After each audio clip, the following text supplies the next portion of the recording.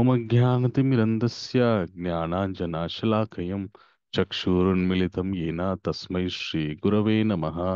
श्रीचैतन्यमनोभीष्टं स्थापितं येन भूतले स्वयं रूपः कथा मह्यं ददाति स्वपदान्तिकं। वन्देऽहं श्रीगुरोः श्रीयुतपदकमलां श्रीगुरून् वैष्णवांश्च श्रीरूपं साग्रजातं सहगना रघुनाथान्वितं तं सजीवं साद्वैतं सावधूतं परिजनासहितं श्रीकृष्णचैतन्यदेवं श्रीराधाकृष्णपादसहगणललित श्रीविशाखान्वितांश्च नमः विष्णुपादाय कृष्णपृष्ठाय भूतले श्रीमते भक्तिवेदान्ता स्वामिन्निति नामिने नमस्ते सरस्वते देवे गौरवाणी प्रचारिणे निर्विशेषा शून्यवादी पाश्चात्य देशधारणे नमो महावदन्याय कृष्ण प्रेम प्रदायते कृष्णाय कृष्ण चैतन्य नामिने गौरत्वसे नमः। हे कृष्ण करुणा सिंधु दीनबंधो जगतपते गोपेशा गोपिका कांता राधा कांता नमोस्तुते। तप्त कांचन गौरांगी राधे वृंदावनेश्वरी वृषभानुसुते देवी प्रणमामि हरिप्रिये। वाञ्छाकल्पतरोभयश्च कृपा सिन्धुभ्य एव च पतितानां पावनेभ्यो वैष्णवेभ्यो नमो नमः। जय श्री कृष्ण चैतन्य प्रभु नित्यानंद श्री अद्वैत गदाधर श्रीवासादि गौरभक्तवृंदा। हरे कृष्णा कृष्ण कृष्णा हरे हरे हरे रामा राम राम हरे हरे। जय जय श्री चैतन्य जय नित्यानंद जय द्वैत चंद्र जय गौर भक्त वृंदा। ओम नमो भगवते वासुदेवाय। ओम नमो भगवते वासुदेवाय। ओम नमो भगवते वासुदेवाय। नारायणं नमस्कृत्य नरं चैव नरोत्तमं देवीं सरस्वतीं व्यासं ततो जयमुदीरयेत्। मुखं करोति वाचालं पङ्गुं लङ्घयते गिरिं यत्कृपातमहं वन्दे श्रीगुरुं दीनतारिणं परमानन्दमाधवं श्रीचैतन्य ఈశ్వరం। హరే కృష్ణ అందరికీ స్వాగతం। हरे సో कृष्ण प्रभु जी धन्यवाद प्रणाम। హరే కృష్ణ మధ్య దండత్ ప్రణామ్। సో ఎవరెవరైతే వీడియో ఆన్ చేసుకోగలరో దయచేసి వీడియో ఆన్ చేసుకోండి।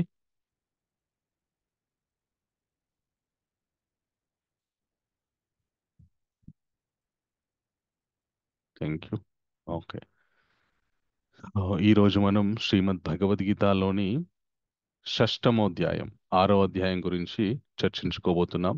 నిన్న మనము ఐదో అధ్యాయం గురించి చర్చించుకున్నాం, కర్మ సన్యాస యోగం గురించి।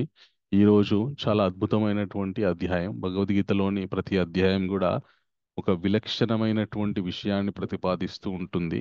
సో ఈ రోజు మనం మాట్లాడుకోబోయేటటువంటి అధ్యాయం ఏదైతే ఉందో అది మనందరికీ తెలిసినటువంటి ఆ, యోగా అనేటటువంటి ప్రక్రియ మనం సమాజంలో చూస్తూనే ఉంటాం। ఎంత ప్రాచుర్యం చెందింది మన సనాతన ధర్మానికి చెందినటువంటి యోగా అనేటువంటి ప్రక్రియ। దీని ఎంతో మంది ప్రపంచవ్యాప్తంగా యోగని అభ్యాసం చేస్తూ ఆరోగ్యాన్ని బాగుపరుచుకుంటున్నారు, అలాగే ఆధ్యాత్మికంగా కూడా ముందుకు వెళ్తూ ఉన్నారు। ఓకే, సో ఆ యోగ యొక్క ముఖ్య ఉద్దేశం ఏంటి అనేటటువంటి గొప్ప విషయాన్ని ప్రతిపాదిస్తున్నట్టు ఈరోజు అధ్యాయం మొత్తం ఉంటుందండి। సో ఆ అధ్యాయం గురించి తెలుసుకుందాం। తెలుసుకునే ముందు నిన్నటి అధ్యాయం ముగిసేసరికి భగవంతుడు ఆ శాంతి సూత్రం గురించి చెప్పారు అర్జునుడికి।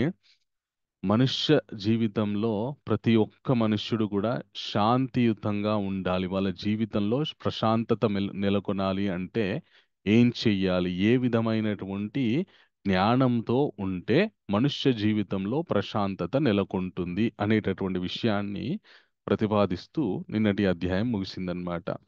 సో ఏ ఏ విధమైనటువంటి జ్ఞానం ఉంటే మనుష్య జీవితం ప్రశాంతంగా ఉంటుంది? ఎవరైనా చెప్పడానికి ప్రయత్నం చేయండి, మీకు అర్థమైన మేరకి।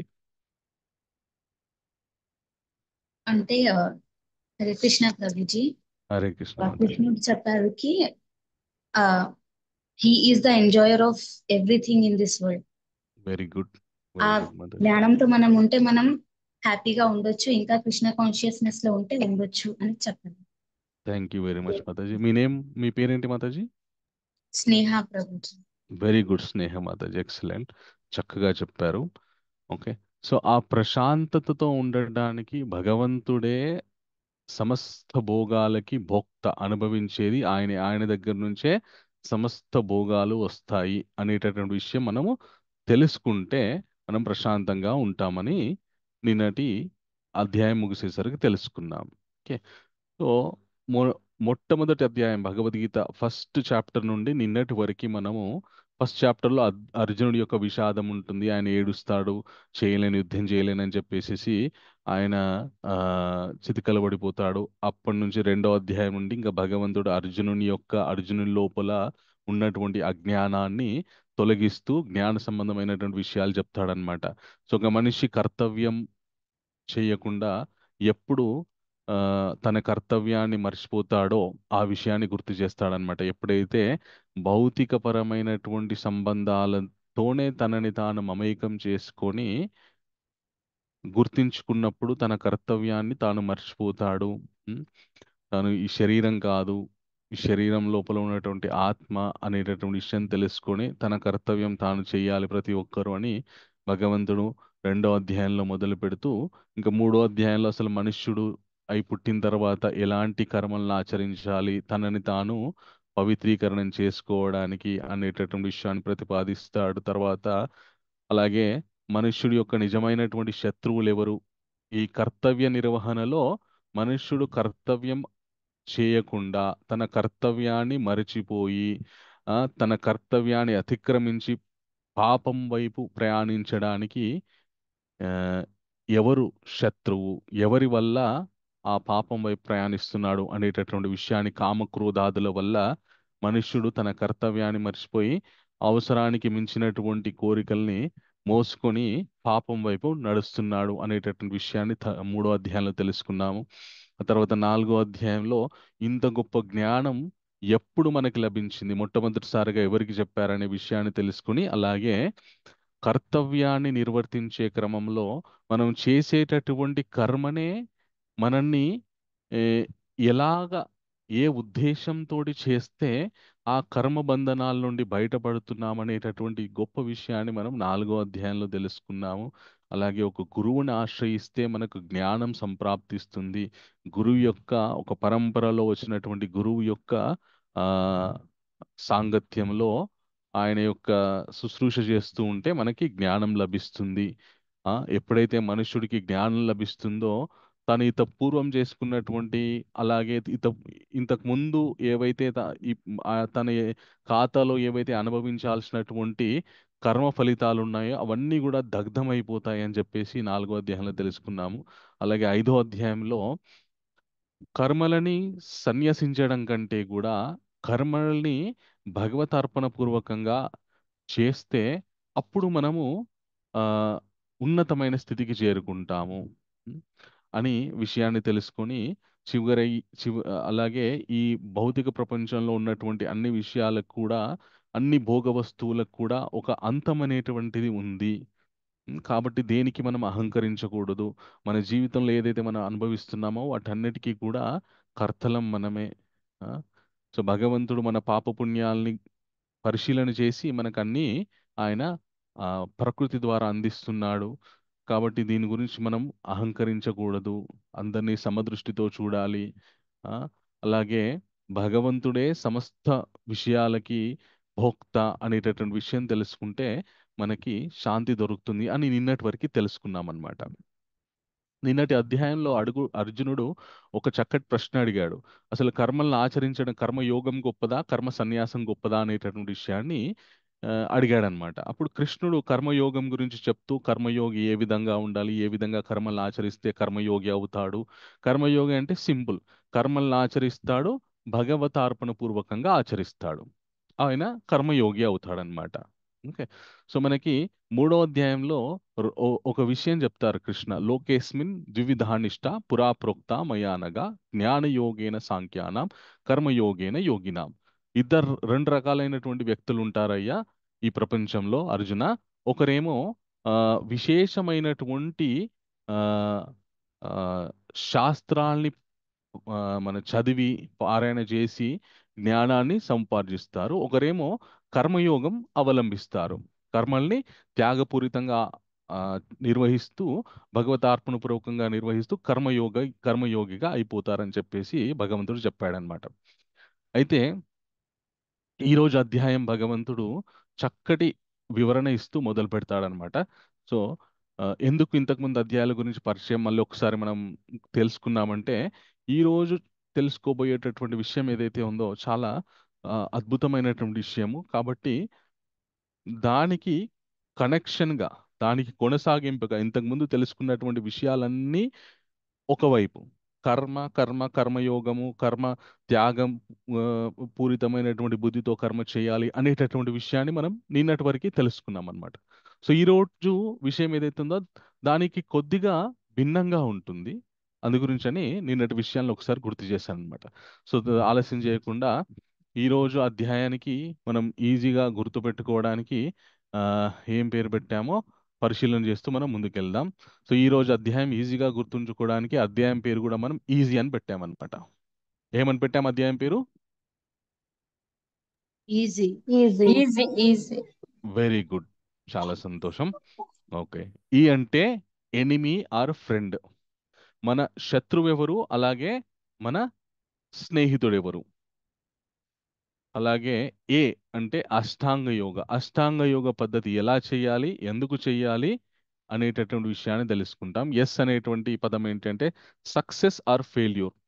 ఓకే, సో ఒకవేళ సక్సెస్ అయితే ఏంటి, ఫెయిల్ అయితే ఏంటి. మనం మన జీవితంలో ఎన్నో ఆ, నిర్ణయాలు తీసుకొని, ఎన్నో ప్రణాళికలు వేసుకొని, వ్యాపారం కావచ్చు, ఉద్యోగం కావచ్చు, ఏదో ఒకటి ప్రణాళిక వేసుకొని మనం చేస్తూ ఉంటాం.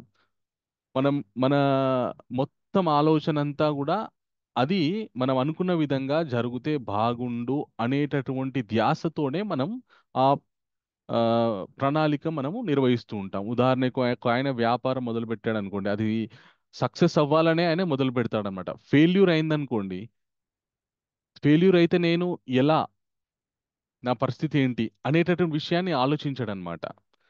అది సక్సెస్ అవ్వాలి, సక్సెస్ చేయడానికే ప్రయత్నం చేయాలి అనేటటువంటి ఆలోచనతోటే ముందుకెళ్తాడు తప్ప ఒకవేళ ఫెయిల్యూర్ అయితే ఏంటి నా పరిస్థితి అనేటటువంటి ఆలోచన 100కి 90% మంది చేయరు.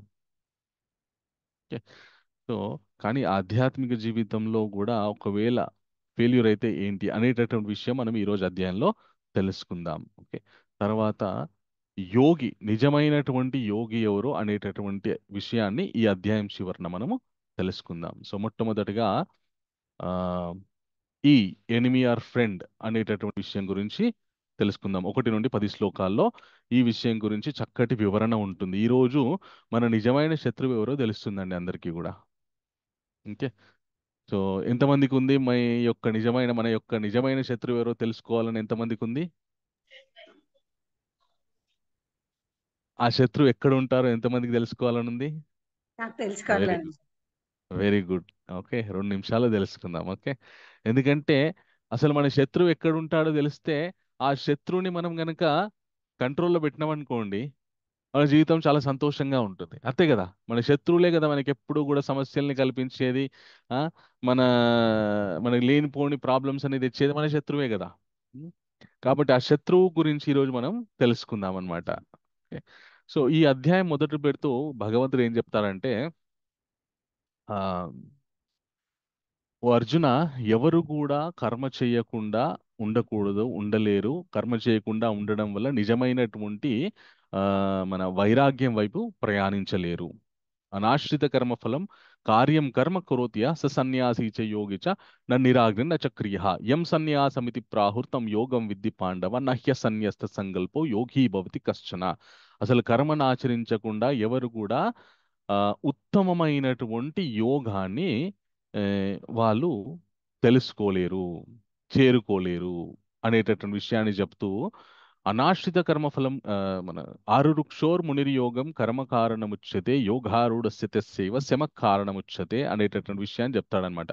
సో మొట్టమొదటగా ఒక పర్ఫెక్ట్ యోగి అవ్వడానికి మొట్టమొదటిగా మనం కొన్ని కర్మలను ఆచరించాలి, కొన్ని కర్మలను ఆచరిస్తూ ఉండాలి. అలా కర్మలను ఆచరిస్తూ ఉంటే మనము పర్ఫెక్ట్ యోగి అయ్యే వైపు మనం ప్రయాణిస్తూ ఉంటాము. సో ఆ కర్మలు ఏంటి అని అని ఏ, భగవంతుడు చెప్తాడనమాట, ముందు ముందు మనకి చెప్తాడు. ఓకే, సో రెండు రకాలైనటువంటి స్టేజెస్ ఉంటాయి అన్నమాట. ఒకటి ఆరురుక్షో, ఒకటి ఆరూఢ అని. ఆరురుక్షో అంటే ఏంటి అంటే ప్రాథమిక స్థాయి. ఒక పర్ఫెక్ట్ యోగి అవ్వడానికి ప్రాథమికంగా ప్రైమరీగా ఆ, ఏం చెయ్యాలి? ఆ, కర్మలను ఆచరించాలి. ఓకే. ఆరూఢ స్థితి అంటే ఇంకా అడ్వాన్స్ స్టేజ్కి వెళ్ళిన తర్వాత అతను ఏ విధమైనటువంటి ఆ, సాధన చెయ్యాలి అనేటటువంటి విషయాన్ని తెలుసుకుందాం అనమాట. అయితే దీంట్లో కృష్ణ ఏం చెప్తారంటే, నాయన ఒక విషయం గుర్తుపెట్టుకో నువ్వు, ప్రతి ఒక్కరు కూడా ఉద్ధరేత్ ఆత్మనాత్మానం నాత్మానాం అవసాదయేత్ ఆత్మైవ హ్యాత్మనో బంధుర్ ఆత్మైవ రిపురాత్మనా అని చెప్తాడనమాట. అర్జున, ఎవరిని వారే ఉద్ధరించుకోవాలి, ఎవరిని వారే ఉద్ధరించుకోవాలి. ఉద్ధరేత్ ఆత్మనాత్మానం నాత్మానాం అవసాదయేత్ ఆత్మైవ హ్యాత్మనో బంధురాత్మన అని చెప్పి, బంధురాత్మాత్మనస్తస్య ఏనాత్మైవాత్మనజితః అనాత్మానస్తు శత్రుత్వే వర్తేతాత్మైవ శత్రువత్ అని చెప్తాడనమాట. నాతో పాటు అందరూ కూడా చెప్పండి. బంధురాత్మా బంధురాత్మ బంధురాత్మ ఆత్మానస్తస్య ఆత్మానస్తస్య ఆత్మానస్తస్య ఏనాత్మా ఏనాత్మా తేనాత్మ వాత్మన వాత్మనా జితః జితః చిత్తః అనాత్మా అనాత్మా అనాత్మ నస్తు నస్తు నస్తు శత్రుత్వే శత్రుత్వే శత్రుత్వే వర్తేతాత్మవా వర్తేతాత్మా వర్తేతాత్మ శత్రువత్. శత్రువత్ శత్రువత్ ఆ, భగవంతుడు ఏమంటున్నాడంటే, కృష్ణ ఏమంటున్నాడంటే, మనస్సును జయించిన వానికి మనస్సే ఉత్తమ మిత్రుడు, కానీ అట్లా చేయలేని వానికి అతని మనస్సే గొప్ప శత్రువుగా వర్తించును. ఎవరైతే తన మనస్సు మీద ఆధిపత్యాన్ని వహిస్తారో, అంటే తాను చెప్పినట్టు మనస్సు వినాలి, మనస్సు చెప్పినట్టు తాను కాదు. ఎవరైతే ఆ స్థితిలో ఉంటారో వాళ్ళకి మనస్సే గొప్ప మిత్రుడు. అలాగే ఒకవేళ ఎవరి ఆధీనంలో అయితే తమ మనస్సు లేదో వాళ్ళకి అదే మనస్సు గొప్ప శత్రువు అన్నమాట. ఓకే. మీరు మీ జీవితంలో ఏదైనా పని మొదలు పెట్టారనుకోండి, మీ లోపల మీకే కాన్ఫిడెన్స్ లేదనుకోండి, ఏ నా వల్ల అవుతుందో కాదో ఈ పని చేయడం, నా వల్ల అవుతుందో కాదో ఈ ఉద్యోగం, ఈ ఇంటర్వ్యూలో నేను పాస్ అవ్వడం, అసలుకి నేను ఈ వ్యాపారం మొదలు పెడుతున్నా కానీ ఇది దీనిలో సక్సెస్ అవుతానో లేదో అని మీ మనస్సులో ఆలోచన మొదలైందనుకోండి, మీరు దాన్ని సక్రమంగా చేయగలరా? లేదు ప్రభు, చేయలేము. చాలా కష్టం. అది నెగటివ్ థింకింగ్ అంటారనమాట. అదే మీ మనస్సులో ఉత్సాహం ఉందనుకోండి, ఏమైనా పర్వాలేదు, సాధించి తీరాలి, అంతే, నా వంతు ప్రయత్నం నేను చెయ్యాలి అనేటటువంటి ఉత్సాహపూరితమైనటువంటి ఆలోచన మీ మనస్సులో ఉందనుకోండి, అప్పుడు చేయగలం. పిక్చర్స్ అన్ని తెచ్చుకుంటారు ఓకే. సో అందుకే మనకి ఋషులు ఏమంటారంటే, కృషి ఉంటే మనుషులు ఋషులవుతారోయ్, మహాపురుషులవుతారోయ్. ఆ కృషి ఉండాలి అంటే ఆ కృషి ఎక్కడి నుండి వస్తుంది? ఆ కష్టపడాలి, నేను దీన్ని సాధించడానికి కష్టపడాలి అనేటటువంటి ఆలోచన మన మనస్సులో నుండి మొదలవుతుంది అనమాట. మన మనస్సే బాగాలేదనుకోండి, లేదంటే మన మనస్సులోనే ఏదో మనం ఏది చేయాలన్నా కూడా దానికి భిన్నమైనటువంటి, దానికి వ్యతిరేకమైనటువంటి విషయాల్ని మనకు కావాలి కావాలి. ఉదాహరణకి ఆ, మీకు ఆ, ఒక వ్యాధి ఉందనుకోండి, శరీరానికి బీపీఓ షుగర్ ఉందనుకోండి. ఓకే. సో షుగర్ ఉంటే షుగర్ తినకూడదు. మీ మనసులో దృఢ సంకల్పం ఉందనుకోండి, తినద్దు తినద్దు అని చెప్పేసి, మీ మనసు మీద మీకు పట్టు ఉంది, తినద్దు తినద్దు అని చెప్పేసి, మీ షుగర్ కంట్రోల్ అవుతుంది. లేదనుకోండి, అప్పుడు ఏమవుతుంది? మనసు ఏం పర్లేదులే, ఏమవుతుంది, రెండు స్వీట్లు తింటే పెద్దగా ఒరిగేది ఏముంది, ఎంతకాలం బ్రతుకుతాం, ఆ నోరుని కట్టేసుకొని ఎంతకాలం బ్రతుకుతాం అనేటటువంటి ఆలోచన మనసులో మొదలైంది అనుకోండి, ఎడాపెడా స్వీట్లు తినేస్తాం, షుగర్ లెవెల్ పెరిగిపోతుంది, ఇంకా శరీరంలో ఏ చిన్న దెబ్బ తాగినా కూడా సెప్టిక్ అయిపోతుంది. సో మనస్సు ఎంత ముఖ్యమైనటువంటి పాత్ర వహిస్తుందంటే మన జీవితంలో ఏది సాధించాలన్నా అలాగే ఏది కోల్పోవాలన్నా కూడా మనస్సు చాలా ముఖ్యమైనటువంటి పాత్ర వహిస్తుంది అనమాట. సో అందు గురించని మనస్సుని మనం ఆధిపత్యంలో మనం మనస్సుకి అధిపతిగా ఉండాలి. మనసుకి లోబడిగా ఉండకూడదు. మనసు ఎన్నో సంకల్పాల్ని వదులుతూ ఉంటుందన్నమాట. అక్కడికి వెళ్దాం, ఇక్కడికి వెళ్దాం, ఏమింటాం భగవద్గీత, ఎప్పుడు ఒకటే చెప్తుంటారు, ఇప్పుడే ఇంకా చాలా సమయం ఉంది వినడానికి, ఇప్పుడే వినేం చేస్తాం, ఎవరో వీళ్ళకి గ్యారంటీ ఒకటి ఇచ్చినట్టు సర్టిఫికేట్, మీ జీవితంలో మీరు 1000 సంవత్సరాలు బతుకుతారని ఒక సర్టిఫికేట్ ఇచ్చినట్టు చాలా మంది పోస్ట్ పోన్ చేస్తుంటారనమాట ఆధ్యాత్మిక క్లాసెస్ వినడానికి. ఎందుకు అంటే మనస్సులో ఉత్సాహం ఉండదు, మనసులో ప్రేరణ, ఎంకరేజ్మెంట్ ఉండదన్నమాట. లేదు ఇదేదో నాకు ఉపయోగకరమైనటువంటి విషయం. మీరు కేవలము మనస్సు మీ ఆధీనంలో ఉంటే ఆధ్యాత్మికంగానే కాదు, భౌతికంగా కూడా మీరు చాలా ఉన్నత శిఖరాలకు వెళ్తారు. ఇవాళ యువత చాలా పెడుదోవలు ఎందుకు తొక్కుతుంది, అలాగే ఆ, వ్యసనాలకు ఎందుకు బానిసలు అవుతున్నారు, ఆ, అలాగే ఇల్లు వదిలి ఎందుకు వెళ్ళిపోతున్నారు, లేదంటే శరీరాన్ని తొందరగా ఆ, ఎందుకు వదిలిపెడుతున్నారు అంటే బలవంతంగా బలవన్మరణాలు ఎందుకు అవుతున్నాయి, ఆత్మహత్యలు ఎందుకు అవుతున్నాయి అంటే వాళ్ళకి ఆ, ఇంకా మనస్సు ఏది అడిగితే అది ఇవ్వడమే అలవాటైపోయింది. ఇది అడిగితే అది తెచ్చి ఇవ్వాలి, ఇది అడిగితే అది తెచ్చి ఇవ్వాలి, ఇలాగే జరగాలి, ఇలాగే జరగాలి అనేటటువంటి విషయం అలవాటైపోయిందనమాట. ఒకవేళ ఆ మనస్సు అడిగిన దానిని గనక ఇవ్వలేకపోతే, మనస్సు అడిగింది దొరకకపోతే ఏం చెయ్యాలి, ఎలాగ మనకి మనం నచ్చ చెప్పుకోవాలి, ఎలా ఎలాగ మనము ముందుకు వెళ్ళాలి అనేటటువంటి ఆలోచనే లేదు. దానివల్ల చాలా ప్రమాదాలు జరిగిపోతున్నాయి. అందు గురించని మనస్సు మన ఆధీనంలో ఉంటే గొప్ప మిత్రుడు. ఆధీనం తప్పితే, మన అదుపు తప్పిందనుకోండి మనస్సు, దానంత శత్రువు ఇంకెవరు ఒకరు లేరనమాట. అందు గురించని మన యొక్క ముఖ్యమైనటువంటి మన యొక్క శత్రువు ఎవరండి? మనస్సు మనస్సు ఓకే. ఆ శత్రువు ఎక్కడున్నాడు? మనలో మనలోనే ఉంది. వెరీ గుడ్, చాలా అద్భుతంగా అర్థం చేసుకున్నారు. సో మనలోనే ఆ శత్రువు ఉన్నాడు. లేడు ఆ శత్రువు మనలో లేడు, ఆ శత్రువును మనలో తయారవుతున్నాడు. మనకు సరైనటువంటి జ్ఞానం లేకపోవడం వల్ల ఆ శత్రువు తయారవుతున్నాడనమాట. ఎలాగైతే మనము శరీరం శుభ్రంగా పెట్టుకోకపోవడం వల్ల మన శరీరంలో దురద, లేనిపోని ఈ మన దుర్గంధపూరితమైనటువంటి వాసనలు ఎలాగైతే మొదలు పెడతా వస్తూ ఉంటాయో, మన శరీరంలో తయారవుతుంటాయో, అదే విధంగా మన లోపల మన హృదయంలో ఉన్నటువంటి ఆ మనస్సు ఏదైతే ఉందో దానికి కావలసినటువంటి జ్ఞానాన్ని మనము, దాన్ని అదుపులో పెట్టుకునేటటువంటి జ్ఞానాన్ని మనం నేర్చుకోకపోతే అదే మన శత్రువులాగా తయారైపోతుంది అనమాట. సో మన మనస్సు మన శత్రువులాగా తయారవుద్దంటే మనము ఉత్తమమైనటువంటి జ్ఞానాన్ని నేర్చుకోవాలన్నమాట. ఆ నేర్చుకుంటే అప్పుడు మనకి శత్రువు అవుతుంది. అలాగే ఇంకా ఏ ఎవరి మనస్సు అయితే వాళ్ళ ఆధీనంలో ఉంటుందో వాళ్ళ యొక్క స్థితి ఎలా ఉంటుందట అంటే జ్ఞాన విజ్ఞాన తృప్తాత్మ కుటస్థో విజితేంద్రియ యుక్త ఇత్యుచ్యతే యోగి సమలోష్టాశమ కాంచన. ఎవరి మనసు అయితే వాళ్ళ ఆధీనంలో ఉంటుందో ఆయన యొక్క పరిస్థితి ఎలా ఉంటుందంట అంటే ఆయన జ్ఞాన విజ్ఞాన తృప్తాత్మ, ఎప్పుడు తృప్తిగా ఉంటాడు, దేనికి కూడా బెంగ ఉండదన్నమాట.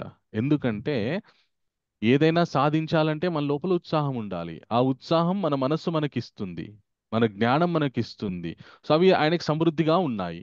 కాబట్టి దేనికి భయపడాల్సినటువంటి అవసరం, దేనికి కూడా భయపడాల్సినటువంటి అవసరం లేదు. సో ఎప్పుడైతే ఉత్సాహము జ్ఞానం లేదనుకోండి అప్పుడు భయపడాల్సినటువంటి అవసరం ఉంది.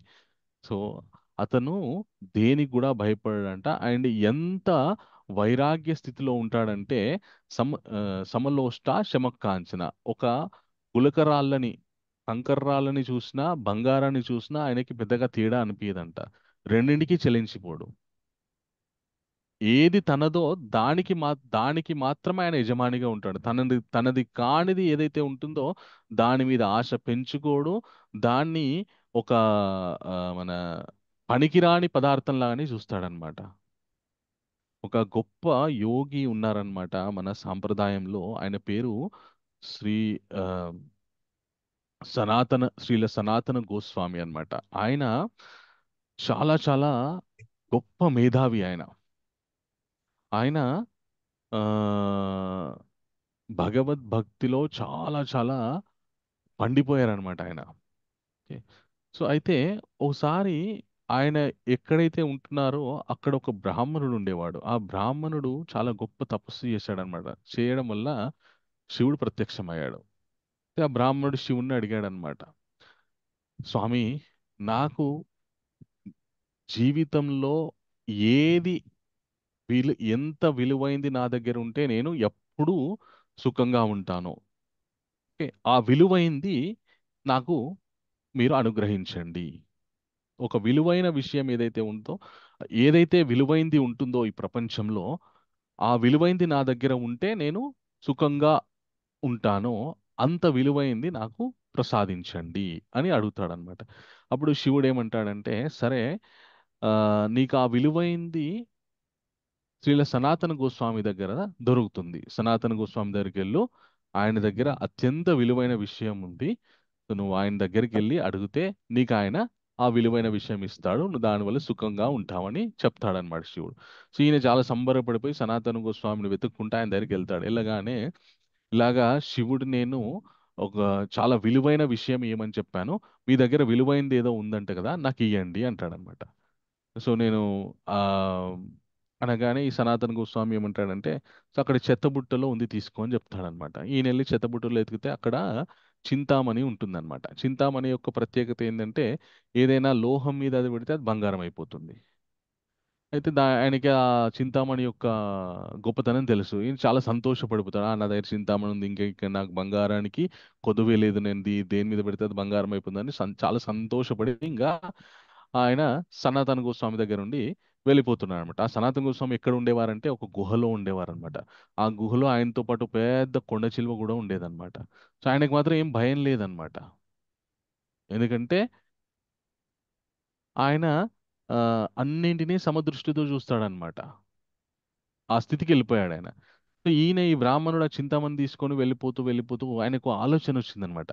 ఇది చాలా విలువైంది కదా, ఇది ఏ లోహం మీద పెడితే అది బంగారం అయిపోతుంది కదా, మరి ఆయన ఎందుకు దీన్ని చెత్తబుట్టలో పడేశాడు అంటే, దీనికంటే ఇంకేదో విలువైంది ఆయన దగ్గర ఉంది, నాకు అది ఇవ్వట్లేదు ఆయన.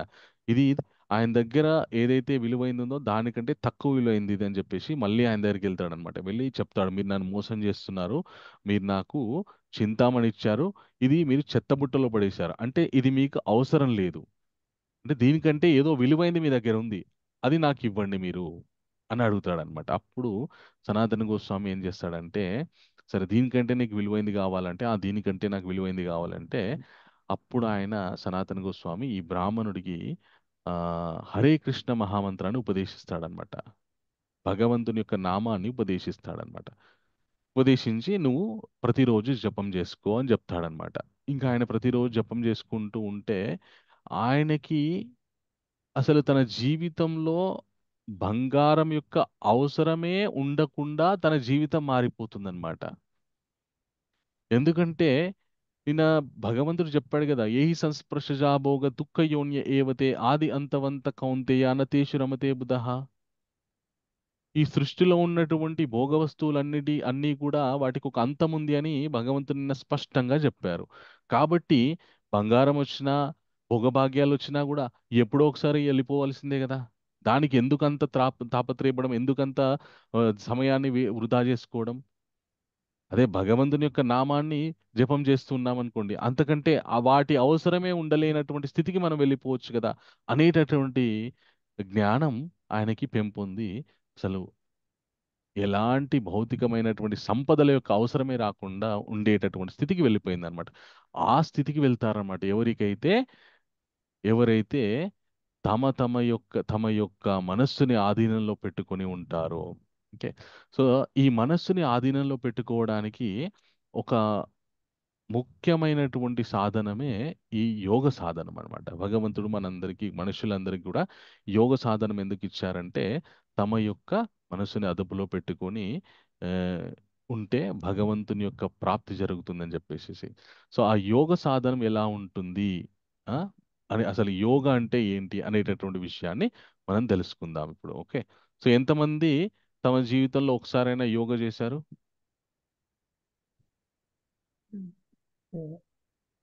చేసాం సార్. స్నేహ మాతాజీ చేశారు, వెరీ గుడ్, హ్యాండ్ రేజ్ చేశారు.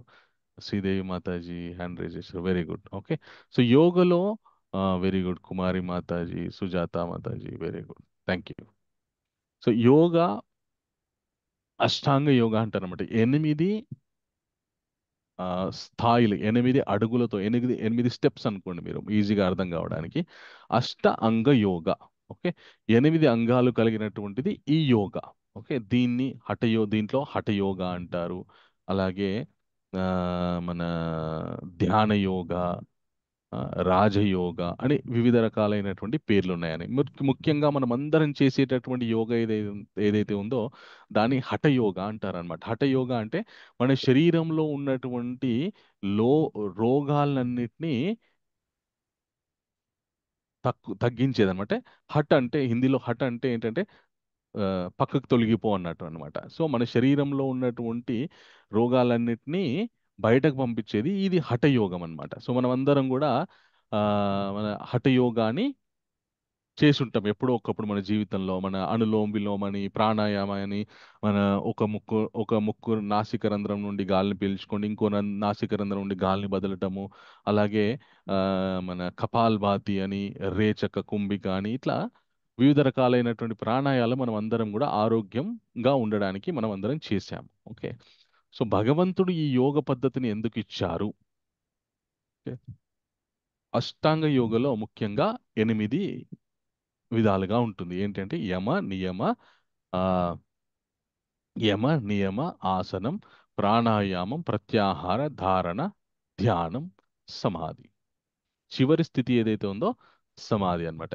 సో మొట్టమొదటి స్థితి యమ అనేటువంటిది బహిరంగ నియమాలు. మొట్టమొదటిగా మనం ఈ యోగ చేయాలంటే ఫస్ట్ ఆఫ్ ఆల్ కొన్ని నియమాలు పాటించాలి మనం. అంటే బహిరంగ నియమాలంటే ఆ, మనకి వాటి వివరణ నేను చెప్తాను అనమాట. ముందు శ్లోకాల్లో భగవంతుడు చెప్తాడు. తర్వాత రెండో నియమం అంతరంగ నియమాలు. ఓకే, మన అంతరంగ నియమాలంటే మనసుని ఏ విధంగా కంట్రోల్ చేసుకోవాలి అనేటటువంటి నియమాలు కొన్ని. తర్వాత ఆసనం, ఎక్కడ కూర్చుంటున్నాం అనేటువంటిది. తర్వాత ప్రాణాయామం, శ్వాసని ఏ విధంగా నియంత్రిస్తున్నాము, ఏ విధంగా పీల్చుకుంటున్నాము, ఏ విధంగా వదిలేస్తున్నాము అనేటటువంటిది. ప్రత్యాహార, ఇంద్రియాల ఉపసంహరణ. తర్వాత ధారణ, ఏకాగ్రత. తర్వాత ధ్యానం, ధ్యాన శోషణ. తర్వాత సమాధి, సంగమం, ఏకీకరణ. ఉం? ఈ విషయాలన్నమాట. ఓకే, సో ఆ, కృష్ణ ఏం చెప్తారంటే శుచౌ దేశే ప్రతిష్టాప్య స్థిరం ఆసనమాత్మన నతి ఉచ్చరితం నతి నీచం చైలాజిన కుశోత్తరం తత్రేకాగ్రం మన కృత్వ చిత్తేంద్రియ క్రియ ఉపవిశ్యాసనే యుంజాద్ యోగమాత్మా విశుద్ధయే సమంకాయ శిరోగ్రీవం ధారాయాన్నచలం స్థిరః సంప్రేక్షా నాసికాగ్రం స్వాం దిశశ్చనవలోకయన్ ప్రశాంతాత్మా విగతభిర్బ్రహ్మచారి వృత్తి స్థిత మనస్సంయమ్య మచ్చిత్తో యుక్తో అసితమత్పరః అని చెప్తాడనమాట. సో మనము ఈ అధ్యాయానికి ఇచ్చినటువంటి పేరు ఏ. ఈ అనేటటువంటిది మన ఎనిమి ఎవరు, మన ఎనిమి ఆర్ ఫ్రెండ్, శత్రువు ఎవరు, మిత్రుడు ఎవరు అనేటువంటి విషయాన్ని ఈ అనే పదం ద్వారా తెలుసుకున్నాం. ఇప్పుడు ఏ అనే పదంలో అష్టాంగ యోగ గురించి మనము డీటెయిల్గా తెలుసుకోవడానికి మనము ప్రయత్నం చేస్తున్నాం. ఓకే, కృష్ణ ఏం చెప్తున్నారంటే ఫస్ట్ ఆఫ్ ఆల్ ఎవరైతే యోగ చేయాలని అనుకుంటారో చక్కటి ప్రదేశాన్ని, ఒక ఏకాంతమైనటువంటి ప్రదేశాన్ని ఎంచుకొని అక్కడ దర్బలు పరుచుకొని, దర్బల మీద ఒక ఆ, మన జింక శరీరాన్ని పరుచుకొని దాని మీద ఒకటి పల్చటి బట్ట పెట్టుకొని దాని మీద ఆ ఆసనము మరి ఎత్తుగా ఉండకూడదు, కిందికి ఉండకూడదు, మధ్యస్థంగా ఉండి దాని మీద కూర్చొని మనము ధ్యానము చేయాలన్నమాట. ఎలాగంటే శరీరాన్ని నిటారుగా పెట్టాలి. నిటారుగా పెట్టి ఈ 2 కళ్ళు ఉన్నాయి కదా, ఈ 2 కళ్ళని మొత్తం మూయకూడదు, మొత్తం తెరవకుండా సగం మూసి ఆ దృష్టిని మన నాసికం యొక్క కొన భాగం ఏదైతే ఉందో దాని మీద దృష్టిని కేంద్రీకరించి బ్రహ్మచర్యని పాటిస్తూ అంటే స్త్రీ సాంగత్యం ఉండకూడదు. స్త్రీ సాంగత్యం ఉండకుండా ఏకాంతమైనటువంటి ప్రదేశంలో చక్కటి ఆసనం మీద కూర్చొని కంటిని పూర్తిగా మూయకుండా, పూర్తిగా తెరవకుండా కేవలం సగభాగం మూసి మిగతా సగభాగంతో దృష్టిని నాసిక ఇంకొక ముక్కు యొక్క కొన భాగం మీద దృష్టిని కేంద్రీకరించి ఆ, మన ఆ, మనం పీల్చుకున్నటువంటి గాలిని అలాగే ఆ, వదులుతున్నటువంటి గాలిని నియంత్రిస్తూ మన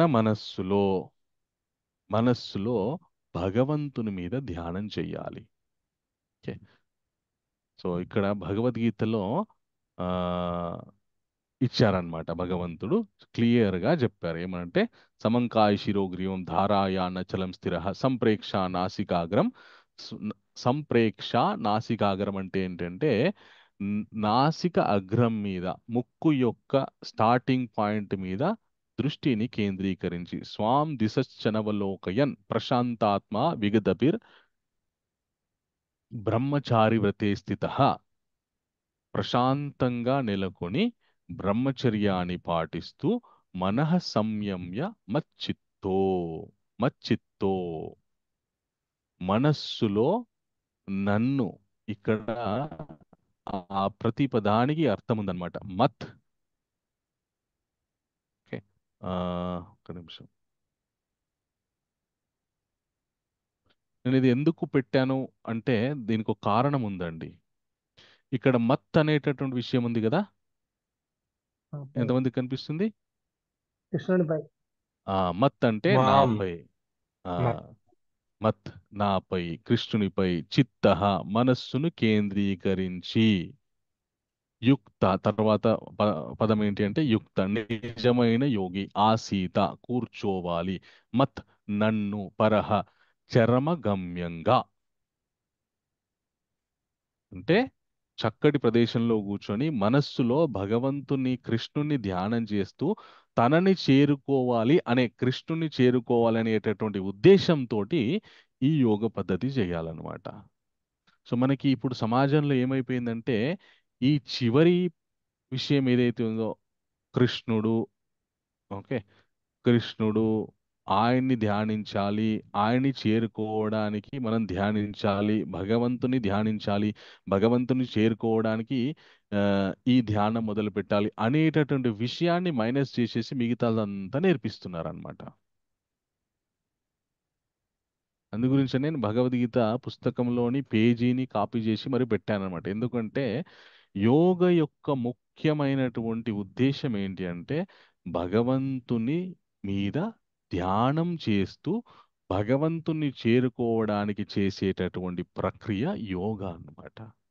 సో దాంట్లో మొట్టమొదటి ప్రాథమిక ఫస్ట్ ప్రైమరీ థింగ్స్ ఏవైతే ఉన్నాయో అవి ఆసనాలు వేయడము, ప్రాణాయామాన్ని చేయడము, అలాగే ఆ, మన ఆహారాన్ని నియంత్రించుకోవడం అనేటటువంటి విషయాలు ఏవైతే ఉన్నాయో మన ధ్యానం భగవంతుని మీద 100% కేంద్రీకృతం అవ్వడానికి ఉపయోగపడేటటువంటి విషయాలన్నమాట అవన్నీ.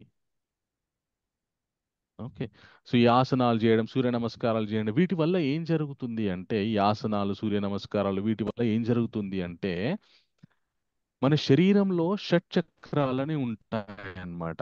6 చక్రాలు ఉంటాయి మన శరీరంలో. మూలాధారం అనే వెనకాల నడుము భాగం కిందన మన వెన్నుపూస ఏదైతుందో వెన్నుపూస కింద భాగంలో నుండి మొదలుకొని మన ఈ శిరస్సు ఉంది కదా ఇక్కడ వరకు 6 చోట్లల్లా 6 చక్రాలు ఉంటాయి అన్నమాట.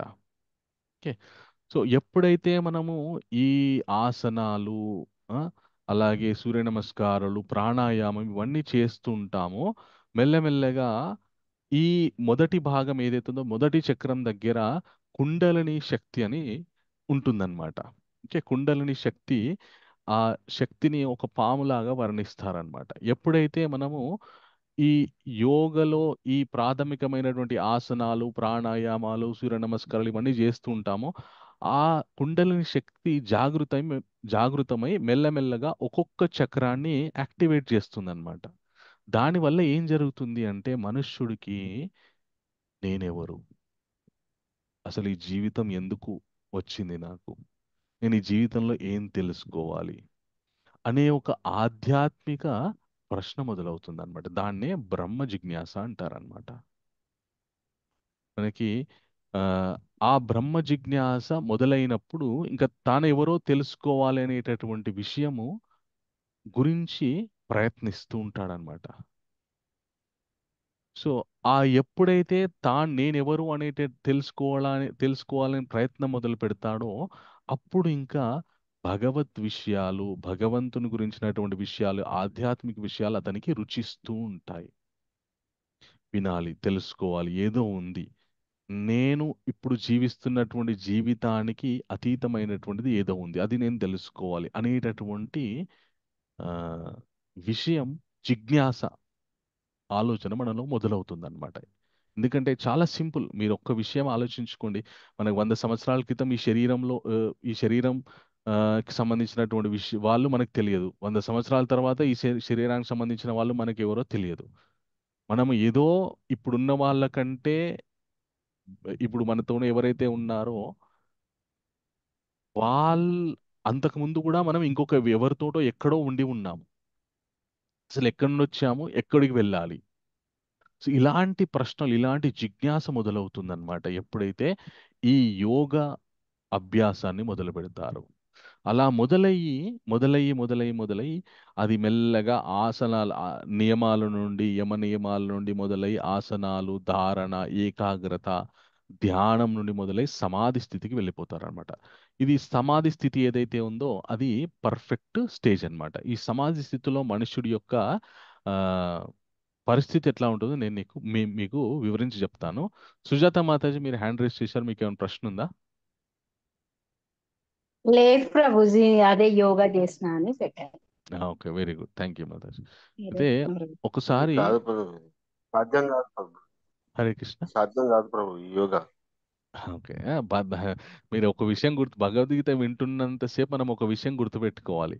భగవంతుడు ఎప్పుడు కూడా మనకి సాధ్యం హరినామ కానటువంటిది సంకీర్తన ఇవ్వడు. ఈజీ, ఆ, హరినామ మనకి సంకీర్తన ఈజీ ప్రభు. ఓకే, ఓకే, నేను అమ్మా. చెప్తా, ముందుకెళ్దాం. దీనికి సాధ్యం కాకపోతే ఏంటి మరి అనేటువంటి విషయాన్ని తెలుసుకుందాం. అయితే ఈ సమాధి స్థితి ఎలా ఉంటుందంటే, బృందావనంలో ఒకసారి భాగవతం యొక్క ప్రవచనం జరుగుతుందన్నమాట. ఓకే, భాగవతం ప్రవచనం జరుగుతుంటే ఎవరైతే ప్రవచనం చేస్తున్నాడో ఆ వ్యక్తి కింద కూర్చొని ప్రవచనం చేస్తున్నాడు. ఆ వ్యక్తి చెప్పేటటువంటి విషయాలు ఎవరైతే వింటున్నారో వాళ్ళందరూ కూడా ఆయన ఎదురుగా కూర్చొని అందరూ వింటున్నారు. అయితే ఆ ఈ కూర్చొని ప్రవచనం చెప్తున్నటువంటి వ్యక్తి వెనకాల ఒక వ్యక్తి ఉన్నత ఆసనం మీద కూర్చొని ఉన్నాడనమాట. అంటే ఒక పెద్ద ఆసనం మీద కూర్చొని ఉన్నాడు అనమాట. ఆయన పేరు ఏం పేరంటే రూప గోస్వామి. ఓకే, ఈ రూప గోస్వామి ఆ భాగవతం ప్రవచనాన్ని వింటున్నాడు. భగవంతుని యొక్క లీలలని వింటున్నాడు అనమాట. వింటూ వింటూ వింటూ ఆ వ్యక్తి ఎంత చక్కగా ప్రవచనం చేస్తున్నారంటే వింటున్న వాళ్ళందరూ కూడా ఏడుస్తున్నారు. భగవంతుని యొక్క లీలలు వింటూ, భగవంతుని యొక్క ఆ గొప్ప త్యాగాల్ని వింటూ. అక్కడికి సడన్ గా ఇంకో వ్యక్తి వచ్చాడనమాట. వచ్చి ఆయన ఆశ్చర్యపోయాడు. ఇదేంటి, అందరు ఏడుస్తున్నారు, ఈయన కూడా కొద్దిసేపు విన్నాడు, చాలా చక్కగా అనిపించింది భాగవత ప్రవచనం. ఆయనకు ఒక సందేహం కలిగింది అనమాట. ఏంటి అంటే, అరే ప్రవచనం చెప్పే వ్యక్తి మీద కూర్చోవాలి కదా, అందరు కింద కూర్చోవాలి కదా, ఇదేంటి ఇక్కడ ఆపోజిట్ గా ఉంది.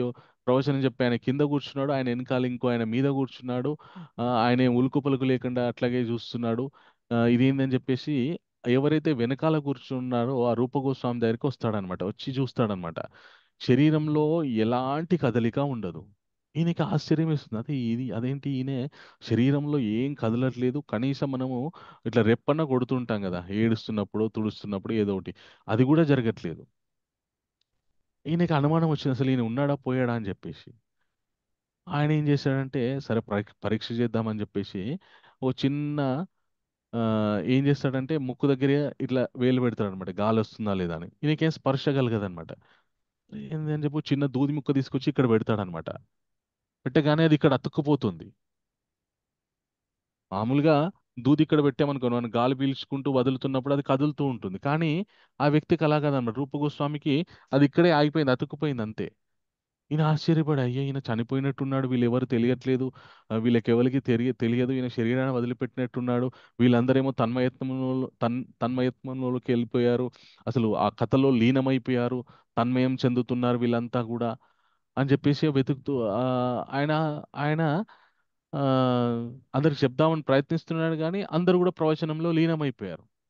కొద్దిసేపు అయిన తర్వాత ఈ ప్రవచనం ఎవరైతే చెప్తున్నారో ఆయన ఆ దంతరా శ్రీమద్ భాగవతం కి జై, హరినామ సంకీర్తన కి జై, హరే కృష్ణ కృష్ణ కృష్ణ హరే హరే, హరే రామ్ రామ్ రామ్ హరే హరే అని ప్రవచనాన్ని ముగించాడు అనమాట. ముగించగానే అప్పుడు రూప గోస్వామి అని నిట్టూర్పు వదిలారనమాట.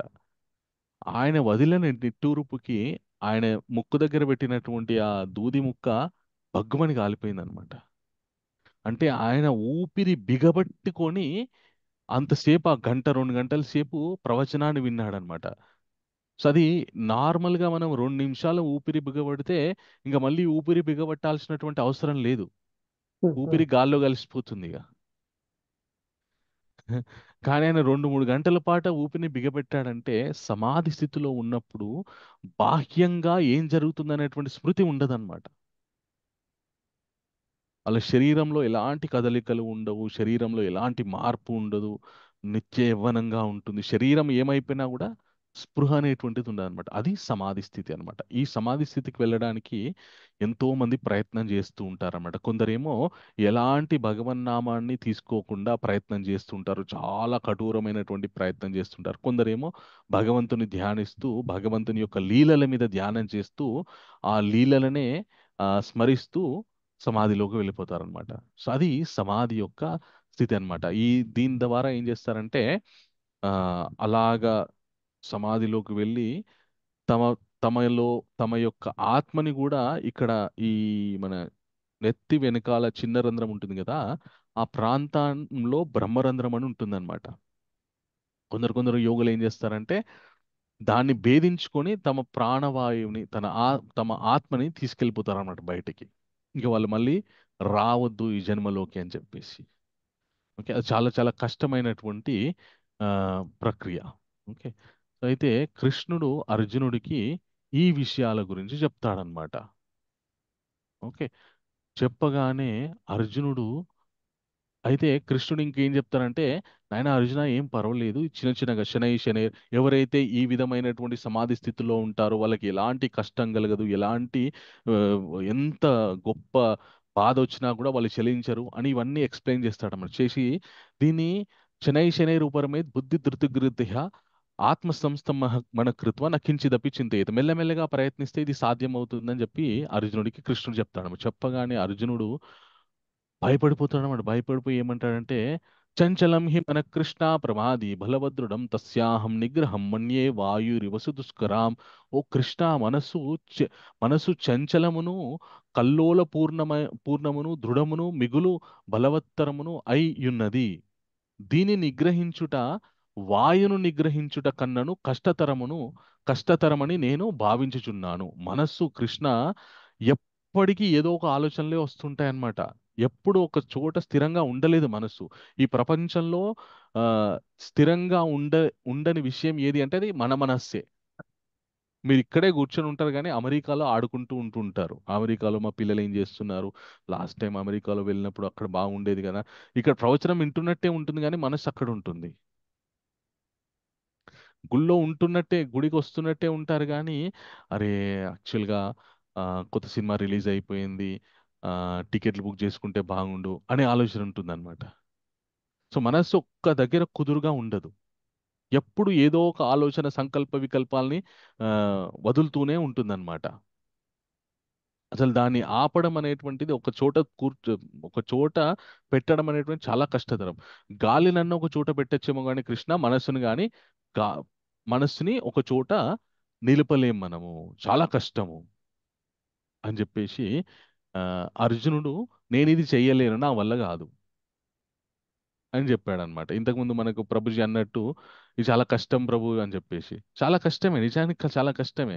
అప్పుడు భగవంతుడు ఏం చెప్తారంటే, నాతో పాటు అందరు చెప్పండి, శ్రీ భగవాను వాచ శ్రీ భగవాను భగవానువాచ అసంశయం మహాబాహో అసంశయం మహాబాహో మనో మనో దుర్నిగ్రహం చలం మనోనిగ్రహం చలం అభ్యాసేన తు కౌంతేయ అభ్యాసేతు కౌంతేయ వైరాగ్యేన చ గృహ్యతే. వైరాగ్యేన గృహతే. శ్రీ భగవానుడు పలికెను, ఓ గొప్ప భుజములు కలిగిన కుంతిపుత్ర, చంచలమైన మనస్సును నిగ్రహించుట నిస్సందేహముగా మిగులు కష్టతరమైనను దానిని తగిన అభ్యాసం మరియు వైరాగ్యములచే సాధింపవచ్చు. భగవంతుడు ఏం చెప్తున్నాడు, కృష్ణ ఏం చెప్తున్నాడంటే ఇది కష్టమే కావచ్చు నాయన, కానీ ప్రయత్నం చేస్తే ఇది సాధ్యమే. ఓకే, ప్రయత్నం చేస్తే ఇది ఖచ్చితంగా సాధ్యమవుతుంది, కాబట్టి నువ్వు ప్రయత్నం చెయ్యి అని చెప్పి కృష్ణుడు చెప్తాడనమాట. అయితే కృష్ణుడు ఇట్లా చెప్పగానే ఇప్పటి వరకు మనం అష్టాంగ యోగ అష్టాంగ యోగ గురించి తెలుసుకున్నాం. ఓకే, సో ఇప్పుడు ఒక ముఖ్యమైనటువంటి ప్రశ్న అర్జునుడికి. ఓకే, ఫైన్, సంతోషం. ఉమ్, మీరు ప్రయత్నం చేయమని, నేర్చుకొని ప్రయత్నం చేయమని చెప్తున్నారు. ఒకవేళ ఇంత కష్టతరమైనటువంటి ప్రయత్నం చేస్తూ చేస్తూ నేను పర్ఫెక్ట్ అవ్వకుండా ప్రాణాలు వదిలిపెడితే ఏంటి సంగతి? అటు పర్ఫెక్ట్ అవ్వలేదు, ఆ, ఇటు ఆ, మన మొత్తం అన్నిటినీ త్యజించేశాను. ఓకే, సో ఇప్పుడు విజయము, సఫలం మరియు విఫలము, విజయవంతం కాని యోగుల పరిస్థితి ఏమి? ఇది అర్జునుడి యొక్క ప్రశ్న. ఓకే, సో ఒకవేళ గనక పర్ఫెక్ట్ అవ్వలేదు, పర్ఫెక్ట్ అవ్వకుండానే శరీరాన్ని వదిలిపెట్టాం, అప్పుడు పరిస్థితి ఏంటి? కచ్చిన్నో భయ విభ్రష్ట చిన్నాభరమిం నశ్యతి అప్రతిష్టో మహాబాహో విమూఢో బ్రహ్మణపతి ఏతాన్మే సంశయం కృష్ణ చేత్తుమర్హస్య శేషధ అంటాడనమాట అర్జునుడు. కృష్ణ మీరు ప్రయత్నం చేయమని చెప్తున్నారు, సరే నేను ప్రయత్నం మొదలుపెట్టిన తర్వాత నేను సక్సెస్ అవ్వకపోతే, ఆకాశంలో మబ్బులు చాలా గుంపులు గుంపులుగా వెళ్తుంటాయి, ఆ మబ్బుల్లో నుండి ఒక చిన్నగా మబ్బు విడిపోయింది అనుకోండి, అది ఎక్కడో వాయువులో కలిసిపోయి దాని అస్తిత్వాన్ని కోల్పోతుంది. అదే విధంగా ఈ పాపం యోగి ఎవరైతే ఉన్నారో, ఆధ్యాత్మిక జ్ఞానం తెలుసుకుందామని ఎవరైతే ప్రయత్నం మొదలు పెట్టారో, ఇప్పుడు ఆయన ఎన్నో విషయాల్ని త్యాగం చేసేసి, భౌతికమైనటువంటి సుఖాలన్నిటిని త్యాగం చేసేసి ఈ ఆధ్యాత్మిక పదం వైపు వచ్చి ప్రయత్నాన్ని మొదలుపెట్టి దీనిలో సక్సెస్ కాలేదు. అటు భౌతిక సుఖాలు అనుభవించలేదు, ఇటు ఆధ్యాత్మికంగా కూడా ఆయన పురోగతి పొందలేదు. పరిస్థితి ఏంటి? అటు ఇటు కాకుండా అయిపోయాడు. సో ఈ ప్రశ్నకు నాకు మీరు సమాధానం చెప్పాలి కృష్ణ అని చెప్పేసి అర్జునుడు అడుగుతాడు అనమాట. అనగానే కృష్ణుడు ఏం చెప్తాడంటే, నహి కళ్యాణ కృత్కశ్చిద్ దుర్గతిం తాదగచ్చతి ప్రాప్య పుణ్యకృతం లోకానుషిత్వా శాశ్వతి శమా శుచీనాం శ్రీమతాం గేహే యోగ భ్రష్టోభిజాయతే అథవా యోగీనామేవ కులే భవతి ధీమతాం ప్రాప్య పుణ్యకృతం లోకానుషిత్వా శాశ్వతి శమ శుచీనాం శ్రీమతాం గేహి యోగ భ్రష్టోభి జాయతే అంటాడనమాట. నాయన అర్జున తెలుసుకో, ఎవరైతే ఈ ఆధ్యాత్మిక సాధన మొదలు పెడతారో, అది ఏ ఆధ్యాత్మిక సాధనమైనా కూడా ఉమ్, వాళ్ళకి నాశనం అనేటువంటిది ఉండదు, ఎప్పుడూ శుభాలే కలుగుతాయి, ఎప్పటికీ సత్ఫలితాలే కలుగుతాయి. ఒకవేళ గనక ఈ ఆధ్యాత్మిక సాధనలో ఆ, పరిపక్వత చెందకుండా విఫలమయ్యాడనుకో, అప్పుడు ఆ వ్యక్తి యొక్క పరిస్థితి ఏంటంటే శుచీనాం శ్రీమతాం గేహే యోగ భ్రష్టోభిజాయతే. యోగ భ్రష్ట, నాతో పాటు అందరూ చెప్పండి, ప్రాప్య పుణ్య ప్రాప్య పుణ్య కృతం లోక ప్రాప్య కృతం లోక పుణ్యాకృతం లోక నుషిత్వా శాశ్వతి ఉషిత్వా శమః సమః శుచీనాం శ్రీమతాం గేహే శుచీనాం శ్రీమతాం గేహే యోగ భ్రష్టోభిజాయతే. యోగ భ్రష్టాయతే. యోగ భ్రష్టులైన వాడు పుణ్యజీవులు వసించు పుణ్యలోకములందు అనేకానేక సంవత్సరములు సుఖములను అనుభవించిన పిదప పవిత్ర పవిత్ర కుటుంబమున గాని లేదా శ్రీమంతుల గృహమున గాని జన్మించును. సో ఎవరైతే ఆధ్యాత్మిక సాధన మొదలుపెట్టి దాంట్లో పరిపక్వత చెందకుండా పర్ఫెక్ట్ అవ్వకుండా శరీరాన్ని వదిలిపెడితే ఏం జరుగుతుందంట అంటే వాళ్ళు ఉత్తమ లోకాలకు వెళ్ళి అక్కడ చాలా కాలం సుఖాలను అనుభవించి ఆ తర్వాత మళ్ళీ ఈ భూమి మీద మళ్ళీ జన్మిస్తారు. ఎక్కడ జన్మిస్తారంటే గొప్ప కుటుంబాల్లో జన్మిస్తారు. గొప్ప పండితుల కుటుంబాల్లో కావచ్చు, లేదంటే గొప్ప శ్రీమంతుల గృహాల్లో కావచ్చు, ఎక్కడో ఒక దగ్గర మంచి మంచి జన్మ ఎత్తుతారనమాట. ఓకే. సో ఎందుకు మంచి జన్మ ఎత్తుతారు అంటే ఇప్పుడు మనుష్యుడు ఆధ్యాత్మిక జీవితంలో ముందుకెళ్ళాలి అంటే ఫస్ట్ ఆఫ్ ఆల్ తన భౌతిక జీవితం బాగుండాలి. భౌతిక జీవితంలోనే ఎన్నో కష్టాలు, నష్టాలు, ఆ, ఎప్పుడు ఏదో గొడవలు, ఎప్పుడు మన సంపాదన గురించి శరీరాన్ని పోషించుకోవడానికే సమయం మొత్తం అయిపోయిందనుకోండి. ఆధ్యాత్మిక జీవితం ఎవరన్నా వింటారా? ఒక వ్యక్తికి చాలా కష్టాలు ఉన్నాయనుకోండి, అస్సలు ఇంకా తిండికే దిక్కు లేదనుకోండి, భగవద్గీత క్లాస్కి రండి వినండి అంటే ఏ ఉండయ్యా, నేను ఫస్ట్ ఆఫ్ ఆల్ ఏం తిండి దొరికితే బాగుండు, 4 మెతుకులు నోట్లోకి వెళ్తే బాగుండు, ఆ తర్వాత ఆలోచిస్తా అంటారు. అవునా కాదా? అవును మీ అవును జీవితంలో చాలా కష్టాలు ఉన్నాయనుకోండి, అబ్బా ఉండండి మీరు ఏదో కృష్ణ అంటారు, గోవింద అంటారు, అర్జున అంటారు, ఫస్ట్ ఆఫ్ ఆల్ నాకు ఈ ఉన్న కష్టాలు అయితే పోనీయండి, తర్వాత చూసుకుందామని ఎవరికైనా ఆలోచన వస్తుందన్నమాట. సో అలాంటి కష్టాలు ఉండకుండా ఎవరికి ఉంటుంది అంటే ఇప్పుడు మన ప్రతి ఒక్కరి కూడా తెల్లారులేస్తే జీవన పోరాటం. ఏం సంపాదించాలి, ఎలా సంపాదించాలి, ఎలా కూడబెట్టాలి, ఎలా దాచిపెట్టుకోవాలి, మళ్ళీ ఫ్యూచర్ ఎట్లాగా సెక్యూర్ చేసుకోవాలి, ఇదే ఆలోచన ఉంటుంది. ఇదే ఆలోచన మీద మన సమయం మొత్తం వెళ్ళిపోతుంది. కానీ ఆ, పుట్టడమే గొప్ప ధనవంతుల ఇల్లులో పుట్టారనుకోండి, అవసరం లేదు సంపాదించాల్సిన సంపాదించాలనేటటువంటి ఆరాటం అవసరం లేదు. ఆల్రెడీ డబ్బు ఉంది కదా. కాబట్టి ఆ వ్యక్తికి అవకాశం ఇస్తాడనమాట భగవంతుడు. ఇది ఎలా ఉంటుంది అంటే ఓ వ్యక్తి చక్కగా చదువుకున్నాడు అనుకోండి, పై చదువులోకి వెళ్ళలేకపోతున్నాడు. అప్పుడు అతని యొక్క మెరిట్ చూసి యూనివర్సిటీ వాళ్ళు స్కాలర్షిప్ ఇస్తారు. ఎందుకంటే ఈయన బాగా చదువుకున్నాడు, ఆ, చదువుకుంటున్నాడు, ఇతనికి సహాయం చేస్తే ఇంకా బాగా చదువుకుంటాడు అని చెప్పేసి యూనివర్సిటీ వాళ్ళు ఓ స్టూడెంట్కి స్కాలర్షిప్ ఇస్తారు. అదే విధంగా భగవంతుడు కూడా మనుషులకి ఆధ్యాత్మికంగా ముందుకెళ్ళడానికి ఇచ్చినటువంటి స్కాలర్షిప్పే సంపన్నుల ఇంట్లో పుట్టడము, పండితుల ఇంట్లో పుట్టడం అనమాట. ఆ అవకాశాన్ని ఎవడైనా దుర్వినియోగపరుచుకున్నాడు అనుకో, ఇంకా వానికి మళ్ళీ అవకాశం రాదు, మళ్ళీ దరిద్రుడై పుడతాడు. సో ఆధ్యాత్మిక జీవితంలో ఒకవేళ పర్ఫెక్ట్ అవ్వకపోయినా కూడా మనకి ఆ, లాభమే ఉంది. అవునా కాదా? ఎంత అవును లాభం. మనం ప్రభు. అవును మన మన జీవితంలో ఎన్నో ప్రయత్నాలు చూస్తుంటాం. ఆ ఫెయిల్ అయితే ఏందనే సెకండ్ ప్లానే ఉండదు మనకి. అసలు అవగాహనే ఉండదు. ఒకవేళ నేను చేసే ప్రయత్నం వ్యాపారం కావచ్చు, చదువు కావచ్చు, ఉద్యోగ ప్రయత్నం కావచ్చు, ఏదైనా కావచ్చు, ఒకవేళ సక్సెస్ కాలేదనుకో, అప్పుడు ఏంటి నా పరిస్థితి అనేటటువంటి సెకండ్ ప్లానే ఉండదు. ఆ సెకండ్ ప్లాన్ ఉండకపోవడం వల్లే చాలా మంది అర్ధాంతరంగా జీవితాన్ని ముగించేసుకుంటారనమాట. కానీ ఆధ్యాత్మిక జీవితంలో ఒకవేళ పర్ఫెక్ట్ కాకపోయినా కూడా మనము మంచి ఫలితాన్నే పొందుతున్నాం. సో ఇంత చక్కటి అండ్ మళ్ళా ఇంకొక విషయం, ఇంకొక అద్భుతమైనటువంటి విషయం ఏంటి అంటే ఎవరైతే ఆధ్యాత్మికంగా ఆ, చక్కటి స్థితిలో ఉంటారో వాళ్ళకి భౌతిక జీవితం కూడా మంచిగా ఉంటుందన్నమాట. ఎట్లాగైతే ఆవుని మనం తీసుకెళ్లారనుకోండి, దూడని మీరు తీసుకెళ్లాల్సిన అవసరం లేదు, అది ఎంబడి వచ్చేస్తూనే ఉంటది.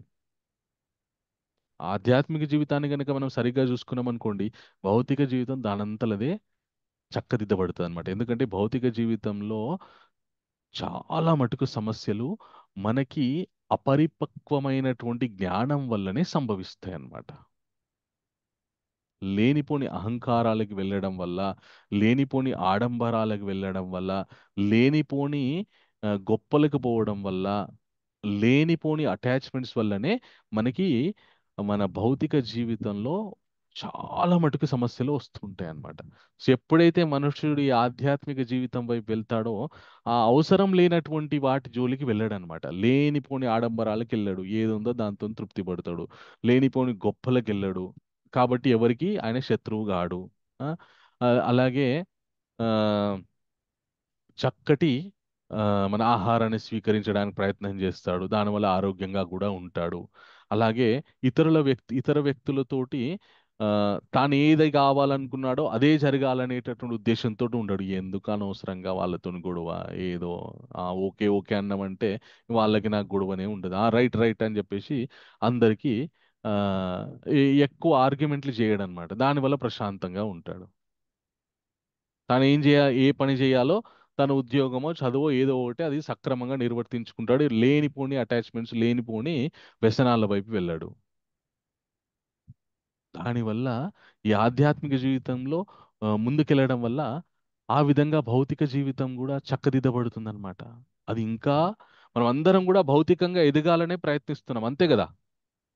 ఎవరైనా నేను భౌతిక జీవితంలో నష్టాల పాలు కావాలి, కష్టాల పాలు కావాలి, దరిద్రుని కావాలని ఎవరైనా అనుకుంటున్నారా?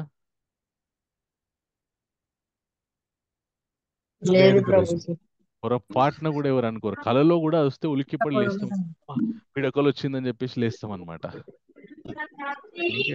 సో మరి కానీ అది బాగుపడాలంటే ఏంటో సాధనం తెలుసుకోమన్నమాట. ఈ ఆధ్యాత్మికంగా మనకి ఆధ్యాత్మిక రుచి ఉందనుకో, మన మనోనిగ్రహం ఉంటుంది, ఏకాగ్రత కుదురుతుంది, చక్కటి సాంగత్యం ఉంటుంది. దానివల్ల ఆ, మనం లేనిపోని సాంగత్యాలు పెట్టుకొని కష్టాల అ- అవ్వాల్సినటువంటి అవసరం లేదు అనేటటువంటి విషయాలు తెలియకపోవడం వల్ల లేనిపోని బాధల్ని మనం కొని తెచ్చుకుంటున్నాం అనమాట. మన లోపలనే ఒక శత్రువుని తయారు చేసుకుంటున్నాం అనమాట. మనం పెంచి పోషిస్తున్నాం అనమాట మన శత్రువుని. బయట శత్రువు అంటే తెలిస్తే అమ్మ వాడు వస్తున్నాడని చెప్పేసి మనం, వాడు అటు నుండి వస్తే మనం ఇటు నుండి వెళ్ళిపోవచ్చు. కానీ ఇక్కడున్న శత్రువుని ఎలా హ్యాండిల్ చేయడం? ఇక్కడ ఒక శత్రువు తయారవద్దంటే ఇక్కడ భగవంతుడు ఉండాలి, భగవంతుడి మీద ధ్యానం ఉండాలి. అప్పుడు ఇక్కడ శత్రువు కాడు, ఇక్కడ ఒక గొప్ప మిత్రుడు తయారవుతాడు అనమాట. దానివల్ల జీవితంలో ఆధ్యాత్మికంగా, భౌతికంగా ఉన్నత స్థితికి మనం ఎదగవచ్చు అన్నమాట. సో ఆ శత్రువు ఇక్కడ శత్రువు తయారు కాకుండా మిత్రుడు అవ్వాలంటే ఒకటి మనకి అష్టాంగ యోగ పద్ధతి ఉంది. అది చాలా కష్టతరం, అది చాలా కష్టతరం. ఓకే.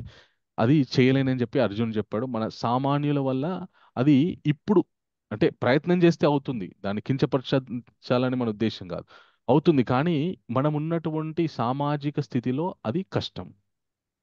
ఒకవేళ మనం ప్రయత్నపూర్వకంగా ప్రయత్నిస్తే విఫలమైతే కూడా దానివల్ల లాభమే ఉంది. ఆ స్థితికి, ఆ అష్టాంగ యోగ పద్ధతి ద్వారా ఏ స్థితికి అయితే నా వెళ్తామో, ఉన్నత లోకాలకు పోతారు కదా స్వామి. ఎస్, అది విఫలమైతే, ఓకే, విఫలమైతే మనం ఏదైనా కూడా మనము ఫెయిల్ కావాలని చెప్పేసి ఆధ్య ఉన్నత లోకాలకు వెళ్తాం, మళ్ళీ మళ్ళీ భూమి మీద పడేటటువంటి ఆ, పరిస్థితి కూడా ఏర్పడుతుంది కదా మనకు. అవును. గొప్ప మీరు చూడండి అసలు ఆ, సమాజంలో చాలా దారుణమైనటువంటి జీవితాన్ని జీవించేది సంపన్నుల పిల్లలు. తండ్రి ఎంతో డబ్బు సంపాదిస్తాడు, పిల్లోడు విచ్చలవిడిగా ఖర్చు పెడుతుంటాడు, లేనిపోని వ్యసనాల జోలికి వెళ్తుంటాడు అనమాట. మొన్న పేపర్లో చూసిన నేను, కొంతకాలం క్రితము ఒక గొప్ప భారతదేశంలో గొప్ప సూపర్ స్టార్ అయిన వాళ్ళ కొడుకు డ్రగ్స్ కేసులో పట్టుబడ్డాడు, జైల్లో ఉండాల్సి వచ్చింది. అతని సినిమా రిలీజ్ అయిందంటే కోట్లలో అమ్ముడుపోతుంది సినిమా, కోట్లు వసూలవుతాయి.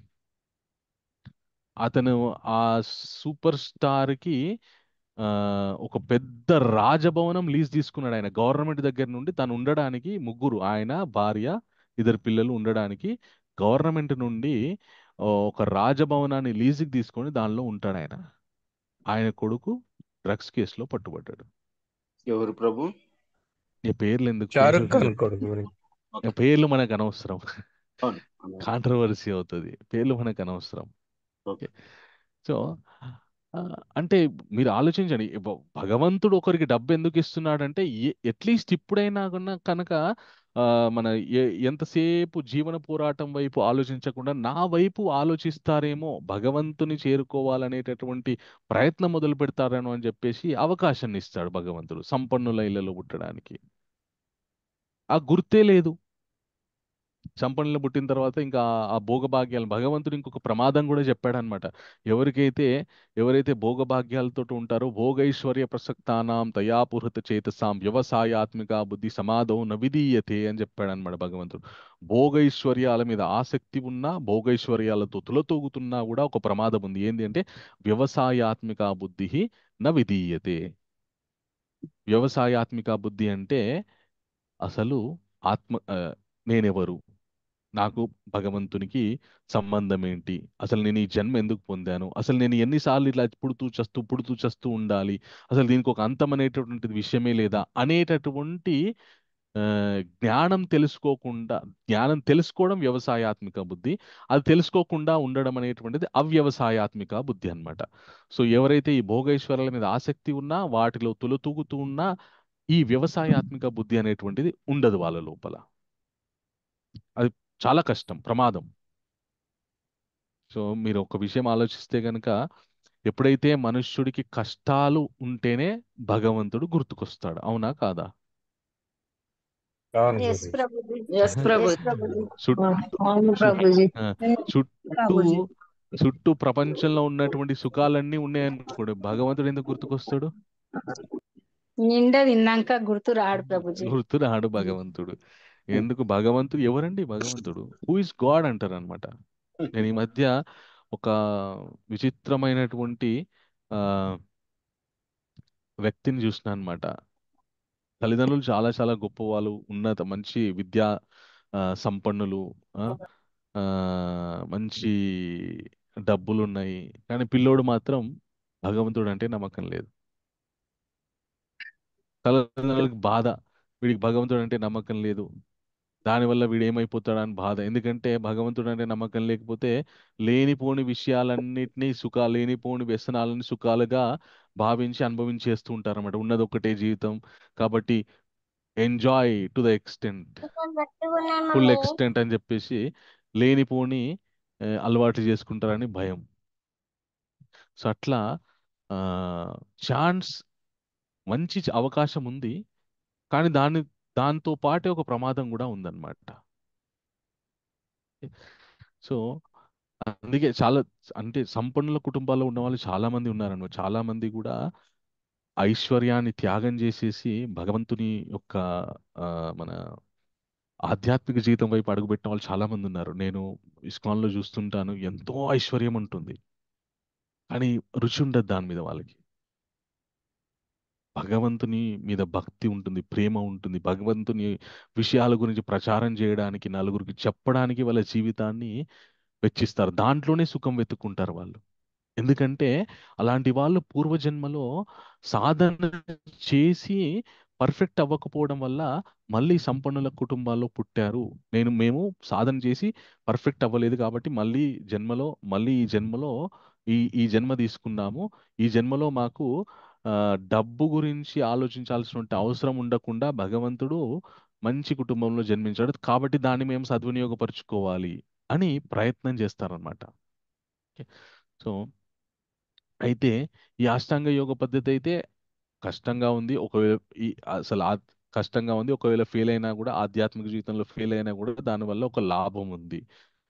కానీ భగవంతుడు, కృష్ణుడు ఎప్పుడైనా కూడా మనుష్యులందరూ కూడా ఏ స్థాయిలో ఉన్నా కూడా అందరూ సులభంగా ఆచరించే విషయాన్నే చెప్తాడనమాట. అందుకే కృష్ణ ఏం చెప్తాడంటే, తపస్విభ్యోధికో యోగి జ్ఞానిభ్యోపి మతోదిగా కర్మిభ్యాశ్చాదికో యోగి తస్మాత్ యోగి భవార్జున అని చెప్తాడనమాట. అంటే ఈ ఆధ్యాత్మిక జీవితంలో విఫలమైనటువంటి వ్యక్తి తాను పూర్వం ఎప్పుడైతే ఎక్కడి వరకైతే ఆ ధ్యానం నేర్చుకున్నాడో, లేదంటే ఏ లెవెల్ వరకైతే వెళ్ళాడో, ఆ, మళ్ళీ జన్మెత్తిన తర్వాత ఆ లెవెల్ నుండి కంటిన్యూ అవుతుంది. ఉదాహరణకి ఒక వ్యక్తి శ్రీమద్ భగవద్గీతలో ఆ, ఒక 9 అధ్యాయాలు పర్ఫెక్ట్గా నేర్చుకున్నాడు అనుకోండి ఈ జన్మలో.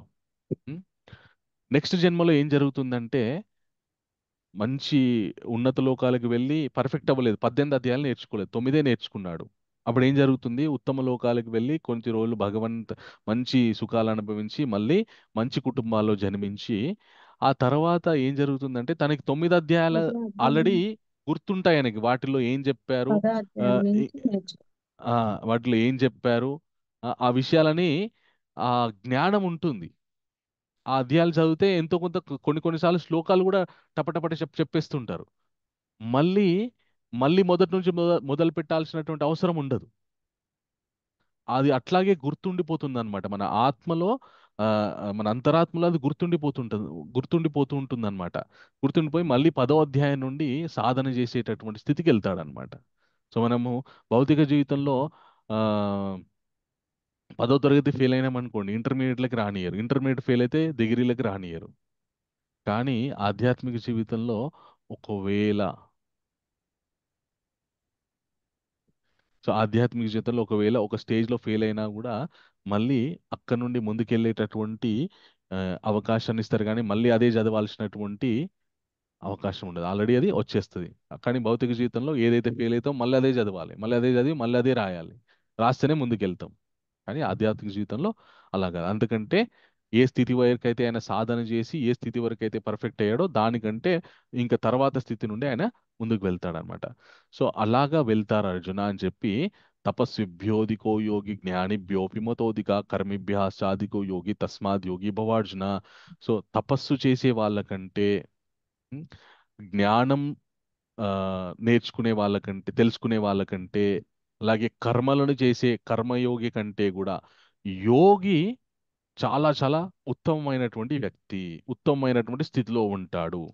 అయితే ఎవరా యోగి, నిజమైనటువంటి యోగి ఎవరు అనేటటువంటి విషయాన్ని ఈ అధ్యాయంలో చివరిన భగవంతుడు మనకి చెప్తాడనమాట. సో ఈ అధ్యాయము ఈఏఎస్వై అని మనం తెలుసుకున్నాం. ఈ అంటే ఎనిమి ఆర్ ఫ్రెండ్, మన శత్రువు ఎవరు, మిత్రుడు ఎవరు అనేటువంటి విషయాన్ని తెలుసుకున్నాం. మన మనస్సే మన శత్రువు, మన మిత్రువు అవుతుంది. అదుపులో ఉంటే మిత్రుడు, మన అదుపులో లేకపోతే శత్రువు అని తెలుసుకున్నాం. తర్వాత ఏ అంటే అష్టాంగ యోగ. అష్టాంగ యోగ ఎలా చెయ్యాలి, ఎందుకు చెయ్యాలి, ఎవరి గురించి చెయ్యాలి, అందులో ఉన్నటువంటి నియమాలు ఏంటి, ఎక్కడికి చేరుతాము అనేటటువంటి విషయాన్ని తెలుసుకున్నాం. తర్వాత ఎస్ అంటే సక్సెస్ ఆర్ ఫెయిల్యూర్.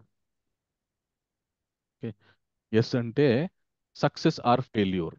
ఒకవేళ ఈ ఆధ్యాత్మిక జీవితంలో సక్సెస్ అయితే ఏంటి, ఫెయిల్యూర్ అయితే ఏంటి, సక్సెస్ అవ్వకుండా ఫెయిల్యూర్ అయితే ఏంటి, ఏం జరుగుతుంది అనేటువంటి విషయాన్ని తెలుసుకున్నాం.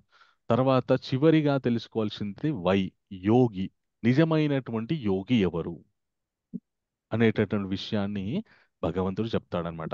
సో ఉండొచ్చు. సో నిజమైనటువంటి యోగి ఎవరంటే, నాతో పాటు అందరూ చెప్పండి, తపస్విభ్యో తపస్విభ్యో అధికో యోగి అధికో యోగి జ్ఞానిభ్యోపి జ్ఞానిభ్యోపి మతోధికః మతోధికః కర్మిభ్యాశ్చాధికో యోగి కర్మభ్యాసోద్యోగి తస్మాద్ యోగి భవార్జున. తస్మాత్ యోగి అయిన వాడు తపస్వి కన్నను, జ్ఞాని కన్నను, కామ్య కర్మరతుని కన్నను అధికుడైనట్టి వాడు కనుక ఓ అర్జున, అన్ని పరిస్థితుల యందు నీవు యోగివి కమ్ము అని చెప్తున్నాడనమాట. ఓకే, ఆ యోగి ఎవరు అనేటటువంటి విషయాలు మనం తెలుసుకుందాం. మిగతా యోగాలన్నింటి యొక్క తుది గమ్యం భక్తి యోగము. ఓకే, కర్మయోగము, ఆ, కర్మల్ని త్యాగపూరితంగా భగవంతుని అర్పణపూర్వకంగా చేయడం అనేటువంటిది కర్మయోగము. వివిధ గ్రంథాలని పఠించడం అనేటువంటిది జ్ఞానయోగము. ఈరోజు అష్టాంగ యోగం గురించి తెలుసుకున్నాము. ఒక ఒక ఏకాంతమైనటువంటి ప్లేస్లోకి వెళ్ళి ఆ, ధ్యానం చేయడం అనేటువంటి విషయాన్ని తెలుసుకున్నాం, అది అష్టాంగ యోగము. ఆ తర్వాత అన్నిటికంటే ఉత్తమమైనటువంటిది, సులభమైనటువంటిది, అందరూ ఆచరించదగినటువంటిది ఏది అంటే భక్తి యోగము. భగవంతుడు ఏమంటున్నారంటే, నాతో పాటు అందరూ చెప్పండి, యోగి నామపి నామపి సర్వేషాం సర్వేషాం మద్గతేన మద్గతేన అంతరాత్మనా అంతరాత్మనా శ్రద్ధావాన్ శ్రద్ధావాన్ భజతే యో మాం భజతే యో మాం సమేయుక్త సమయుక్త తమోమతః. తమోమతః. కృష్ణ ఏమంటున్నారంటే అత్యంత శ్రద్ధతో శ్రద్ధతో నా భావన భావన యందే సదా నిలిచియుండివాడును, నన్నే తన యందు సదా స్మరణించువాడును, మరియు నాకు దివ్యమైన ప్రేమయుత సేవను ఉణరుచువాడును అగు యోగి యోగులందరికన్నను అత్యంత సన్నిహితముగా నాతో యోగమునందు కూడినట్టివాడై యున్నాడు. సర్వులలో అతడే అత్యున్నతుడు, ఇదియే నా అభిప్రాయము. సో తపస్సు చేసే వాళ్ళకంటే, అలాగే చాలా చాలా గ్రంథాలను చదివి జ్ఞానాన్ని నేర్చుకునే వాళ్ళకంటే, అలాగే కర్మయోగాన్ని కర్మయోగాన్ని అవలంబించే వాళ్ళకంటే కూడా ఈ భక్తి యోగి అత్యంత ఉత్తముడు, నాకు దగ్గర అయినటువంటి వాడు అని భగవంతుడు చెప్తాడనమాట. ఓకే, భక్తి యోగి ఎందుకు ఉత్తమమైన వాడు అనేటటువంటి విషయాలని రేపటి నుంచి మనం తెలుసుకుందాం. భగవద్గీతలో 18 అధ్యాయాలు 3గా విభజించబడ్డాయి అన్నమాట. మొదటి 6 అధ్యాయాలు కర్మల గురించి విశేషమైనటువంటి వర్ణన ఉంటుంది. ఆ తర్వాత 6 అధ్యాయాలు 7 నుండి 12 వరకు భక్తి గురించి విశేషమైనటువంటి వర్ణన ఉంటుంది. ఆ తర్వాత 13 నుండి 18 వరకు జ్ఞానం గురించి విశేషమైనటువంటి వర్ణన ఉంటుంది అన్నమాట. ఓకే, సో ఇది ఎలా ఉంటుందంటే కర్మలు ఎలా చెయ్యాలి, మనము పాపాత్ములు అవ్వకుండా ఉండడానికి ఏ విధంగా కర్మలు చెయ్యాలి, ఏ విధమైనటువంటి కర్మలు చెయ్యాలి, ఎందుకు కర్మలు చెయ్యాలి అనేటటువంటి విషయాలని మనము మొదటి 6 అధ్యాయాలను తెలుసుకుంటాం. మళ్ళీ ఒకసారి నేను రిపీట్ చేస్తా, గుర్తుపెట్టుకోండి. మనం పాపాత్ములము అవ్వకుండా ఉండడానికి ఏ విధమైనటువంటి కర్మలు చెయ్యాలి, ఎందుకు కర్మలు చెయ్యాలి, ఎలా కర్మలు చెయ్యాలి అనేటటువంటి విషయాల గురించి డీటెయిల్గా తెలుసుకుంటాం మనం. ఆ తర్వాత ఆల్రెడీ ఎన్నో కర్మలు చేశాం, బాధలు అనుభవిస్తున్నాం, లేనిపోని కర్మఫలాలని మనం అనుభవిస్తున్నాం, వాటి నుండి బయటపడేటటువంటి ఉపాయం దొరకట్లేదు. వాటి నుండి బయటపడేటటువంటి విధానం ఏదైతే ఉందో, ఎలా బయటపడతామో ఆ ఉపాయం మనకు 7వ అధ్యాయం నుండి 12వ అధ్యాయం వరకు ఉంటుందన్నమాట. మనం పూర్వం చేసినటువంటి కర్మఫలాల యొక్క తీవ్రతని తగ్గించుకునేటటువంటి ఉపాయాలన్నీ కూడా ఈ మధ్యలో ఉన్నటువంటి 6 అధ్యాయాల్లో ఉంటాయన్నమాట. ఓకే, తర్వాత 6 అధ్యాయాలు ఏవైతే ఉన్నాయో ఇంకా మళ్ళీ ఫ్యూచర్లో ఫ్యూచర్లో ఈ పాపాల బారిన పడకుండా ఉండే విధంగా ఏ విధమైనటువంటి జ్ఞానంతో కర్మలు చేయాలో తర్వాత 6 అధ్యాయాల్లో ఉంటాయన్నమాట. సో రేపటి నుండి అత్యద్భుతమైనటువంటి ఈ భగవద్గీతలో ముఖ్యమైనటువంటి మధ్యలో ఉన్నది ఎలా ఉంటుందంటే, ఒక నగల పెట్టె ఉందనుకోండి, పై మూత కింద మూత, మధ్యలో ఆ నగల పెట్టె లోపల ఒక వజ్రం ఉంటుందన్నమాట. ఆ వజ్రమో నెక్లెస్ ఏదో ఉంటుంది. సో ఈ మధ్యలో ఉన్నటువంటి 6 అధ్యాయాలు ఏవైతే ఉన్నాయో ఆ నగల పెట్టెలో మధ్యలో ఉన్నటువంటి నగ లాంటిది అనమాట. ఓకే, సో రేపటి నుండి ఈ భక్తి యోగం గురించి మనము తెలుసుకుందాం. ఓకే, చాలా అద్భుతమైనటువంటి విషయాలు. సో ఈ రోజు మనం ఏం తెలుసుకున్నామంటే ఆ అసలు మన శత్రువు ఎవరు, మిత్రువు ఎవరు. ఓకే, మన మనస్సు మన ఆధీనంలో ఉంటే శత్రువు అవుతుంది, మన ఆధీనంలో లేకపోతే మిత్రుడు అవుతున్నాడు. సో ఆ మనస్సుని కంట్రోల్లో పెట్టుకోవడానికి మనము అష్టాంగ యోగ పద్ధతి ద్వారా ప్రయత్నించవచ్చు, కానీ అది కష్టతరము. ఒకవేళ దాంట్లో ఫెయిల్ అయినా కూడా లాభాలు ఉన్నాయి, కానీ లాభాలున్నా నష్టాలున్నా కూడా అది చాలా కష్టతరమైనటువంటిది అనేటువంటి విషయాన్ని తెలుసుకున్నాము. అర్జునుడే చెప్పాడు ఇది చాలా కష్టం అని చెప్పేసి. ఆ తర్వాత ఎస్, ఒకవేళ సక్సెస్ ఆర్ ఫెయిల్యూర్, ఒకవేళ సక్సెస్ అవ్వకుండా ఫెయిల్ అయితే కనుక ఏం జరుగుతుంది అనేటటువంటి విషయాన్ని కూడా తెలుసుకున్నాం. తర్వాత వై నిజమైనటువంటి యోగి ఎవరు అనేటటువంటి విషయాన్ని తెలుసుకుందాం. ఎవరైతే భగవంతుని అనునిత్యం శ్రద్ధావాన్ భజతే యో మాం, ధ్యానతే యో మాం అని చెప్పలేదు. ధ్యానం అనేటువంటిది కొద్దిగా కష్టంతో కూడుకున్నటువంటిదని ఇప్పటివరకు తెలుసుకున్నాం. ఇప్పటి నుండి భజతే యో మాం, భజించడం, భగవంతుని భజించడం వల్ల చాలా సులభంగా మనము ఈ మన మనస్సుని అదుపులో పెట్టుకోవచ్చు. అలాగే భగవంతునికి దగ్గర అవ్వచ్చు అనేటటువంటి విషయాన్ని, ఎలా అనేటువంటి విషయాన్ని మనము రేపటి నుండి తెలుసుకుందాం. సో ఈ అధ్యాయానికి, ఇది 6వ అధ్యాయంలో భగవంతుడు కృష్ణుడు అర్జునుడికి చెప్పారు. ఈ 6వ అధ్యాయానికి చక్కటి ఫలశ్రుతి ఉంది. ఒకానొక రాజ్యంలో ఆ ఒక రాజు ఉండేవారనమాట. ఆయన చాలా గొప్ప యజ్ఞాలు చేస్తూ ఉండేవారు. ఆ, ఆయన యజ్ఞాలు చేసి ఆయన ఈ శరీరం దివ్య తేజస్తో వెలిగిపోయి ఉండేదన్నమాట.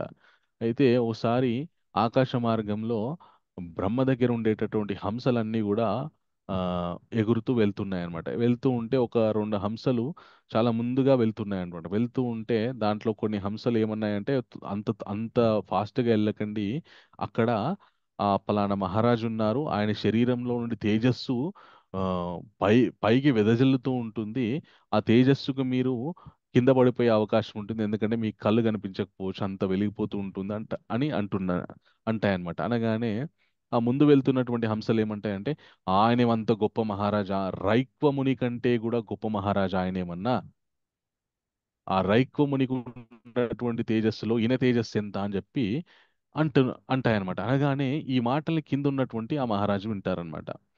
వినగానే, నాకంటే కూడా గొప్ప తేజస్సుతో ఉన్నటువంటి ఒక వ్యక్తి ఉన్నారంట, ఆయన నేను కలుసుకోవాలని చెప్పి ఆ రైకోముని ఎక్కడ ఉంటారని చెప్పి వాళ్ళ భటులకి ఆదేశించి, ఆయన ఎక్కడ ఉంటాడో వెతికి నా దగ్గరికి తీసుకురండి అంటారనమాట. అనగానే వీళ్ళు దేశం మొత్తం వెతుకుతారు కానీ ఎక్కడా దొరకడు. చివరిగా ఆయన హిమాలయాల్లో ఉన్నాడని తెలుసుకుంటారు. ఆయన దగ్గరికి వెళ్తారు. ఆయన దగ్గరికి వెళ్ళగానే ఆయన వీళ్ళని చూసి, నేను మీ రాజ్యానికి రాను, నాతోని పని ఉంటే మీ రాజునే ఇక్కడికి రమ్మను అని చెప్తాడనమాట. వీళ్ళు ఎందుకు వచ్చామో చెప్పనవసరం లేకుండా వీళ్ళ మనసులో ఏముందో ఆయన తెలిసేసుకుంటాడు. తెలుసుకొని కానీ వీళ్ళు భటులు భయపడిపోతారు అన్నమాట. అమ్మ ఈయన గొప్ప త్రికాలవేది ఉన్నారు, ఎవరి లోపల ఏముందో అన్ని తెలిసిపోతున్నాయి అని చెప్పేసి వాళ్ళ మహారాజ్ దగ్గరికి వెళ్ళి మహారాజ్ చెప్తారనమాట, రాజా రాజా, ఈ రైక్వముని ఆయన రాడంట, మిమ్మల్ని రమ్మంటున్నారు, ఆయనతో పని ఉంటే మీరే అక్కడికి రావాలంట. అనగానే ఈయన ఏం చేస్తాడు, ఓ 4-5 రథాల్లో గొప్ప వజ్ర వైడూర్యాలన్నీ నింపుకొని ఆ రైక్వముని దగ్గరికి వెళ్తాడనమాట. వెళ్ళగానే రైక్వముని, చీ చండాలుడా, నా దగ్గరికి రాకపో అని అంటాడనమాట. ఈయన భయపడిపోతాడు, అయ్యో ఏమైంది ఏమైంది అని. ఆ, క్షమించండి క్షమించండి, నన్ను క్షమించండి అని ఈ రాజు వేడుకుంటుంటాడు. ఆయన, నువ్వు నా దగ్గరికి రాకుండా కంట కనపడకంటాడు అనమాట. అనగానే అప్పుడు రాజుకి అర్థమైపోతుంది అనమాట, ఈయన డబ్బుతో కొనలేమని చెప్పేసి అవన్నీ రథాలని వెనక్కి పంపించేసి ఆ చెప్పులు ఇప్పేసేసి ఆయన దగ్గరికి, ఆయన కాళ్ళ ముందు మన సాష్టాంగ నమస్కారం చేసి, క్షమించండి, నేను మిమ్మల్ని తక్కువ అంచనా వేశాను, మిమ్మల్ని డబ్బులతో కొనాలనుకున్నాను, కానీ మీరు డబ్బుకు అమ్ముడు పోయేటటువంటి వ్యక్తి కాదు అని నాకు ఇప్పుడే అర్థమైపోయింది, నన్ను క్షమించండి, మన్నించండి, నేను మందబుద్ధిని అని స్తోత్రం చేస్తాడు. చేయగానే ఆయన, సరే ఏంటి చెప్పంటే, నాకు ఒక సందేహం ఏంటి అంటే, నేను చాలా యజ్ఞాలు చేశాను, కానీ నాకంటే మీ తేజస్సు చాలా గొప్పదైంది, చాలా గొప్పదని నేను ఇప్పుడు చూస్తున్నాను, ఇంత తేజస్సు మీకు ఎలా వచ్చిందంటే, ఆయన చెప్తాడనమాట, నేను ప్రతినిత్యం కూడా భగవంతుని మనస్సులో జపిస్తూ, స్మరిస్తూ, భజిస్తూ శ్రీమద్ భగవద్గీతలోని షష్టమోధ్యాయాన్ని, 6వ అధ్యాయాన్ని పారాయణ చేస్తూ ఉంటాను, దానివల్ల నాకు ఇంత తేజస్సు లభించింది అని చెప్తాడనమాట. చెప్పగానే మహారాజు, నాకు కూడా మీరు ఆ షష్టమోధ్యాయాన్ని ఉపదేశించండి, ధ్యాన యోగాన్ని ఉపదేశించండి అనగానే ఆ రైకుముని మహారాజు కూడా ఉపదేశిస్తాడు. ఆ ఎప్పుడైతే ఆయన దగ్గర నుండి ఉపదేశం తీసుకున్న తర్వాత ఈయన కూడా చాలా గొప్ప తేజస్సుతో వెలిగిపోతూ భగవంతుని దగ్గరికి వెళ్తాడనమాట. సో అది ఈ అధ్యాయంకి ఉన్నటువంటి గొప్పతనం, అంటే ఫలశ్రుతి. ఎవరైతే ఈ అధ్యాయాన్ని పారాయణ చేస్తారో, విన్నంత మాత్రం చేత అంత గొప్ప స్థితికి వెళ్ళే అవకాశం ఉంటుందన్నమాట. ఓకే, సో ఈరోజు అధ్యాయానికి సంబంధించినటువంటి విశేషాలు ఇవి. ఓకే, సో ఎవరికైనా ఏమైనా ప్రశ్నలు ఉంటే అడగవచ్చు. నిన్న కూడా నేను ఆ, ఎక్కువ ఆ, సమయం ఇవ్వలేకపోయాను ప్రశ్నలకి. సో నిన్నటి ఆ, ప్రశ్నలు కూడా ఏమైనా ఉంటే మీరు అడగవచ్చు.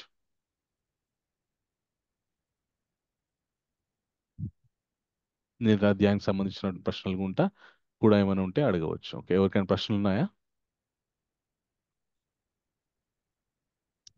సో ప్రశ్నలు లేవు అంటే నాకు ఆ, నాకు ఒక ప్రశ్న ఉంది. ఓకే, ఎంతమంది చెప్తారు? ఆన్సర్ చేయడానికి ఎంతమంది రెడీగా ఉన్నారు? అడగండి ప్రభుజీ. ఓకే, అడగండి ప్రభుజీ. చాలా సంతోషం, చాలా అడగండి సంతోషం. ప్రభుజీ. ఓకే, చిన్న ప్రశ్నే. ఓకే, అష్టాంగ యోగ పద్ధతి ఎందుకు ఇచ్చారు మనకి? ముఖ్య ఉద్దేశం ఏంటి? దేహం మనం చెప్పిన మాట వినాలి కదా స్వామి.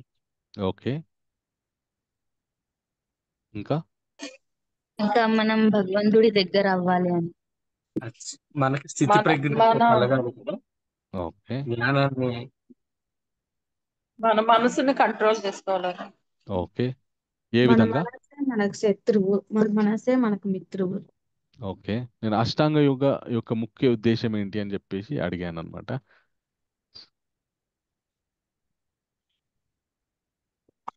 ఇందాక చెప్పారు, బాగానే చెప్పారు. భగవంతునిపై ధ్యానం నిలవడానికి. Very good, very good, very good. So అది ఒకటి. మెల్లమెల్లగా భక్తి యోగం వైపు మనల్ని నడిపించాలన్నమాట. అష్టాంగ యోగం మనల్ని భక్తి యోగం వైపు నడిపించాలన్నమాట. ఓకే, సో అప్పుడే ఆ యోగ యొక్క పరిపూర్ణమైనటువంటి ఫలితాన్ని మనం పొందగలం. సో మనని అష్టాంగ యోగ కేవలం శరీరం మీద ధ్యాసతోనే ఆరోగ్యంగా ఉంటే బాగుంటుంది. ఈ మధ్య ఎంత దారుణమైపోయింది అంటే యోగా అనేటువంటిది ఆ, లైంగిక సామర్థ్యాన్ని పెంచడానికి మనం ప్రాక్టీస్ చేయాలి అనేటటువంటి ప్రచారం కూడా జరుగుతుంది. ఆ మనుషులు ఆరోగ్యంగా అవుతారు, అది కరెక్టు. ఆరోగ్యంగా ఉంటే శరీరంలో అంతా సక్రమంగా నడుస్తుంది. కానీ ఆరోగ్యం ఎందుకు కావాలి మనకి? భగవంతునికి దగ్గర అవ్వడానికి మనకి ఆరోగ్యం కావాలి, అంతే తప్ప ఇక మళ్ళీ భోగ వస్తువులన్నిటిని అనుభవించడానికి ఆరోగ్యం.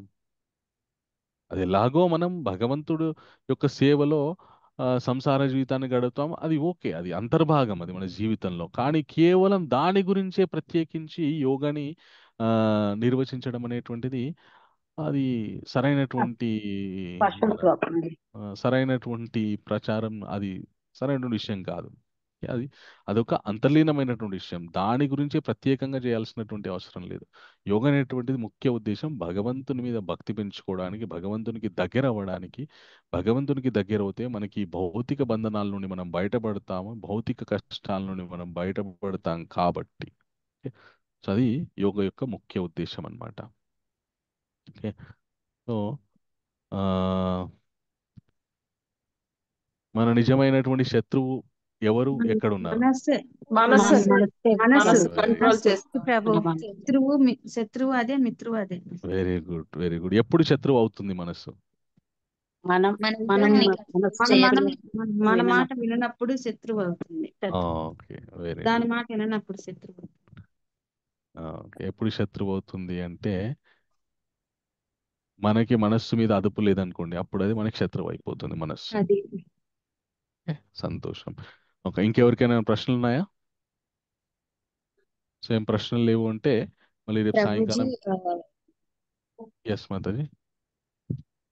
అది నిన్న మీరు చెప్పారు కదా, ఈ మ్మ్. దేవుడు చెప్తారు అడుగుతాడు కర్మల్ని వదిలేయండి. మ్మ్. ఇంకొకటి చెప్తారు కి కర్మలు ని ఒక స్టెప్ బై స్టెప్ ప్రాసెస్ గా లేకపోతే ఎలా చేయాలో తెలుసుకొని చేయమని చెప్తారు కదా. కానీ మ్మ్. కర్మల్ని వదిలేయండి అని భగవద్గీతలో ఎక్కడ చెప్తారు? నాకు అది కన్ఫ్యూజన్ ఉంది కొంచెం. ఆహా, అయితే కర్మల్ని ఆ, ఆ, దాన్ని ఏం రిజల్ట్ ఆలోచించకుండా చేయండి అని చెప్తారు, కానీ మొత్తం వదిలేయండి అని చెప్పరు కదా. అయితే నేను నిన్న చెప్పాను కదా, సన్యాసి అలాగే కర్మయోగి. ఓకే, సో కర్మయోగి కర్మల్ని ఆచరిస్తారు, సన్యాసి ఏం చేస్తారంటే కర్మల్ని త్యాగం చేసేస్తాడు. వదిలేయమని భగవంతుడు ఎక్కడా చెప్పడు. కానీ అంటుకొని ఉంటాడు స్వామి.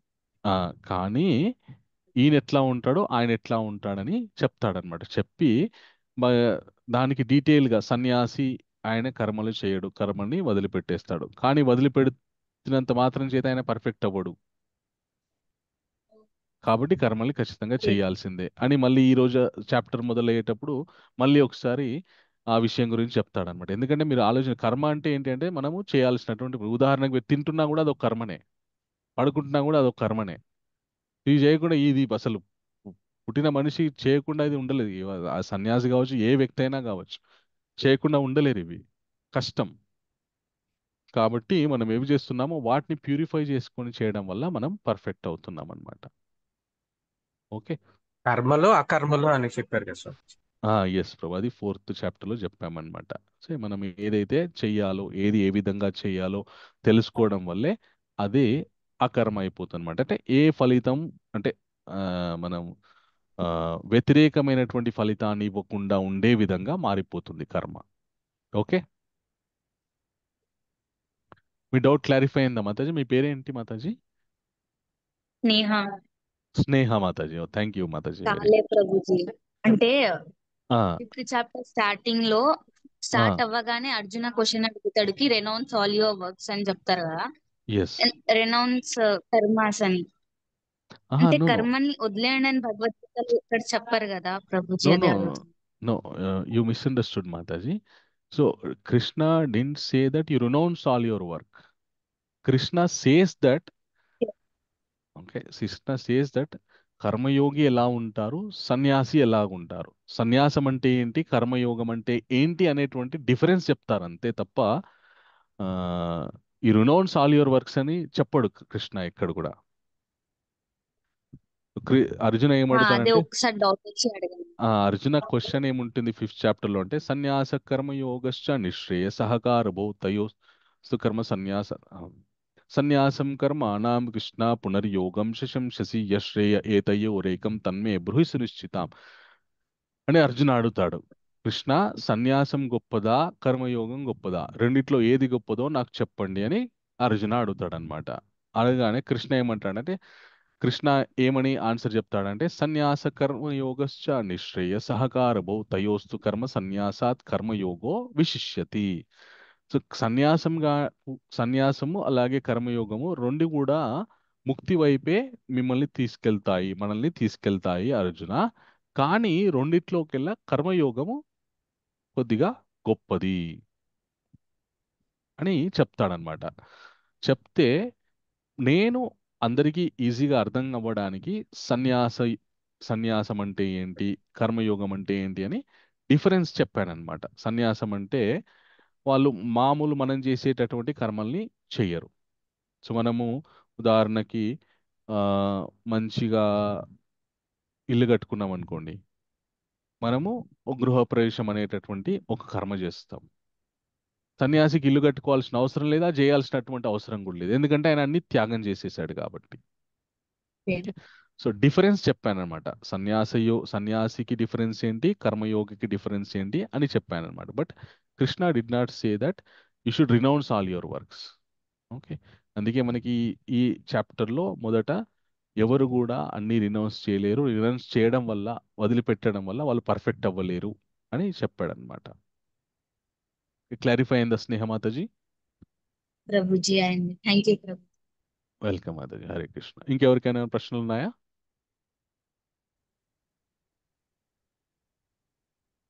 Okay, thank you very much. మళ్ళీ రేపు సాయంకాలం మనం 8 o'clockకి కలుసుకుందాం.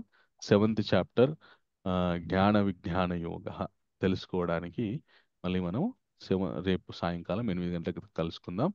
సో చాలా చాలా థ్యాంక్ యూ మీ అందరికీ. Please, okay. Hare Krishna. So మీ అందరికి కూడా భగవంతుని యొక్క Please, కృపా కటాక్ష. క్విజ్ ఈరోజు భువన మాతాజీ లేరు. సో రేపు చాప్టర్కి ఉంటుంది Prabhu quiz. Okay. okay, please. Hare Krishna Prabhuji. Hare Hare Krishna. Krishna. So మీ అందరికి కూడా భగవంతుని యొక్క కృపా హరే. కటాక్ష వీక్షణాలు ఉండాలని మనస్ఫూర్తిగా కోరుకుంటున్నాను. మీరు చేసే ఆధ్యాత్మిక భౌతిక ప్రయత్నాలన్నీ కూడా సఫలీకృతం అవ్వాలని మనస్ఫూర్తిగా కోరుకుంటూ వంచాకల్పతరుభ్యశ్చ హరే కృపా కృష్ణ సింధుభ్యో చ ప్రభుజీ, పతితానాం దండవత్ ప్రణామ్. పావనేభ్యో వైష్ణవేభ్యో హరే నమో కృష్ణ నమః. ప్రభుజీ, థ్యాంక్ శిల యూ. ప్రభుపాద్ की जय, अनंत कोटि वैष्णव वृंद की जय, नामाचार्य दास ठाकुर की जय. हरे कृष्णा कृष्ण హరే कृष्ण కృష్ణ कृष्ण కృష్ణ हरे हरे, కృష్ణ हरे హరే राम హరే हरे రామ राम హరే राम రామ राम రామ हरे రామ हरे. హరే హరే. హరే కృష్ణ. हरे కృష్ణ कृष्ण. Prabhuji, thank you దండవత్ Mataji. ప్రణామ్ హరే ప్రభుజీ. కృష్ణ. ధన్యవాదాలు ధన్యవాదాలు. ప్రభుజీ. हरे పాల్గొంటారు. कृष्ण. दंडवत प्रणाम. थैंक यू माता जी. हरे कृष्ण. Hare Krishna.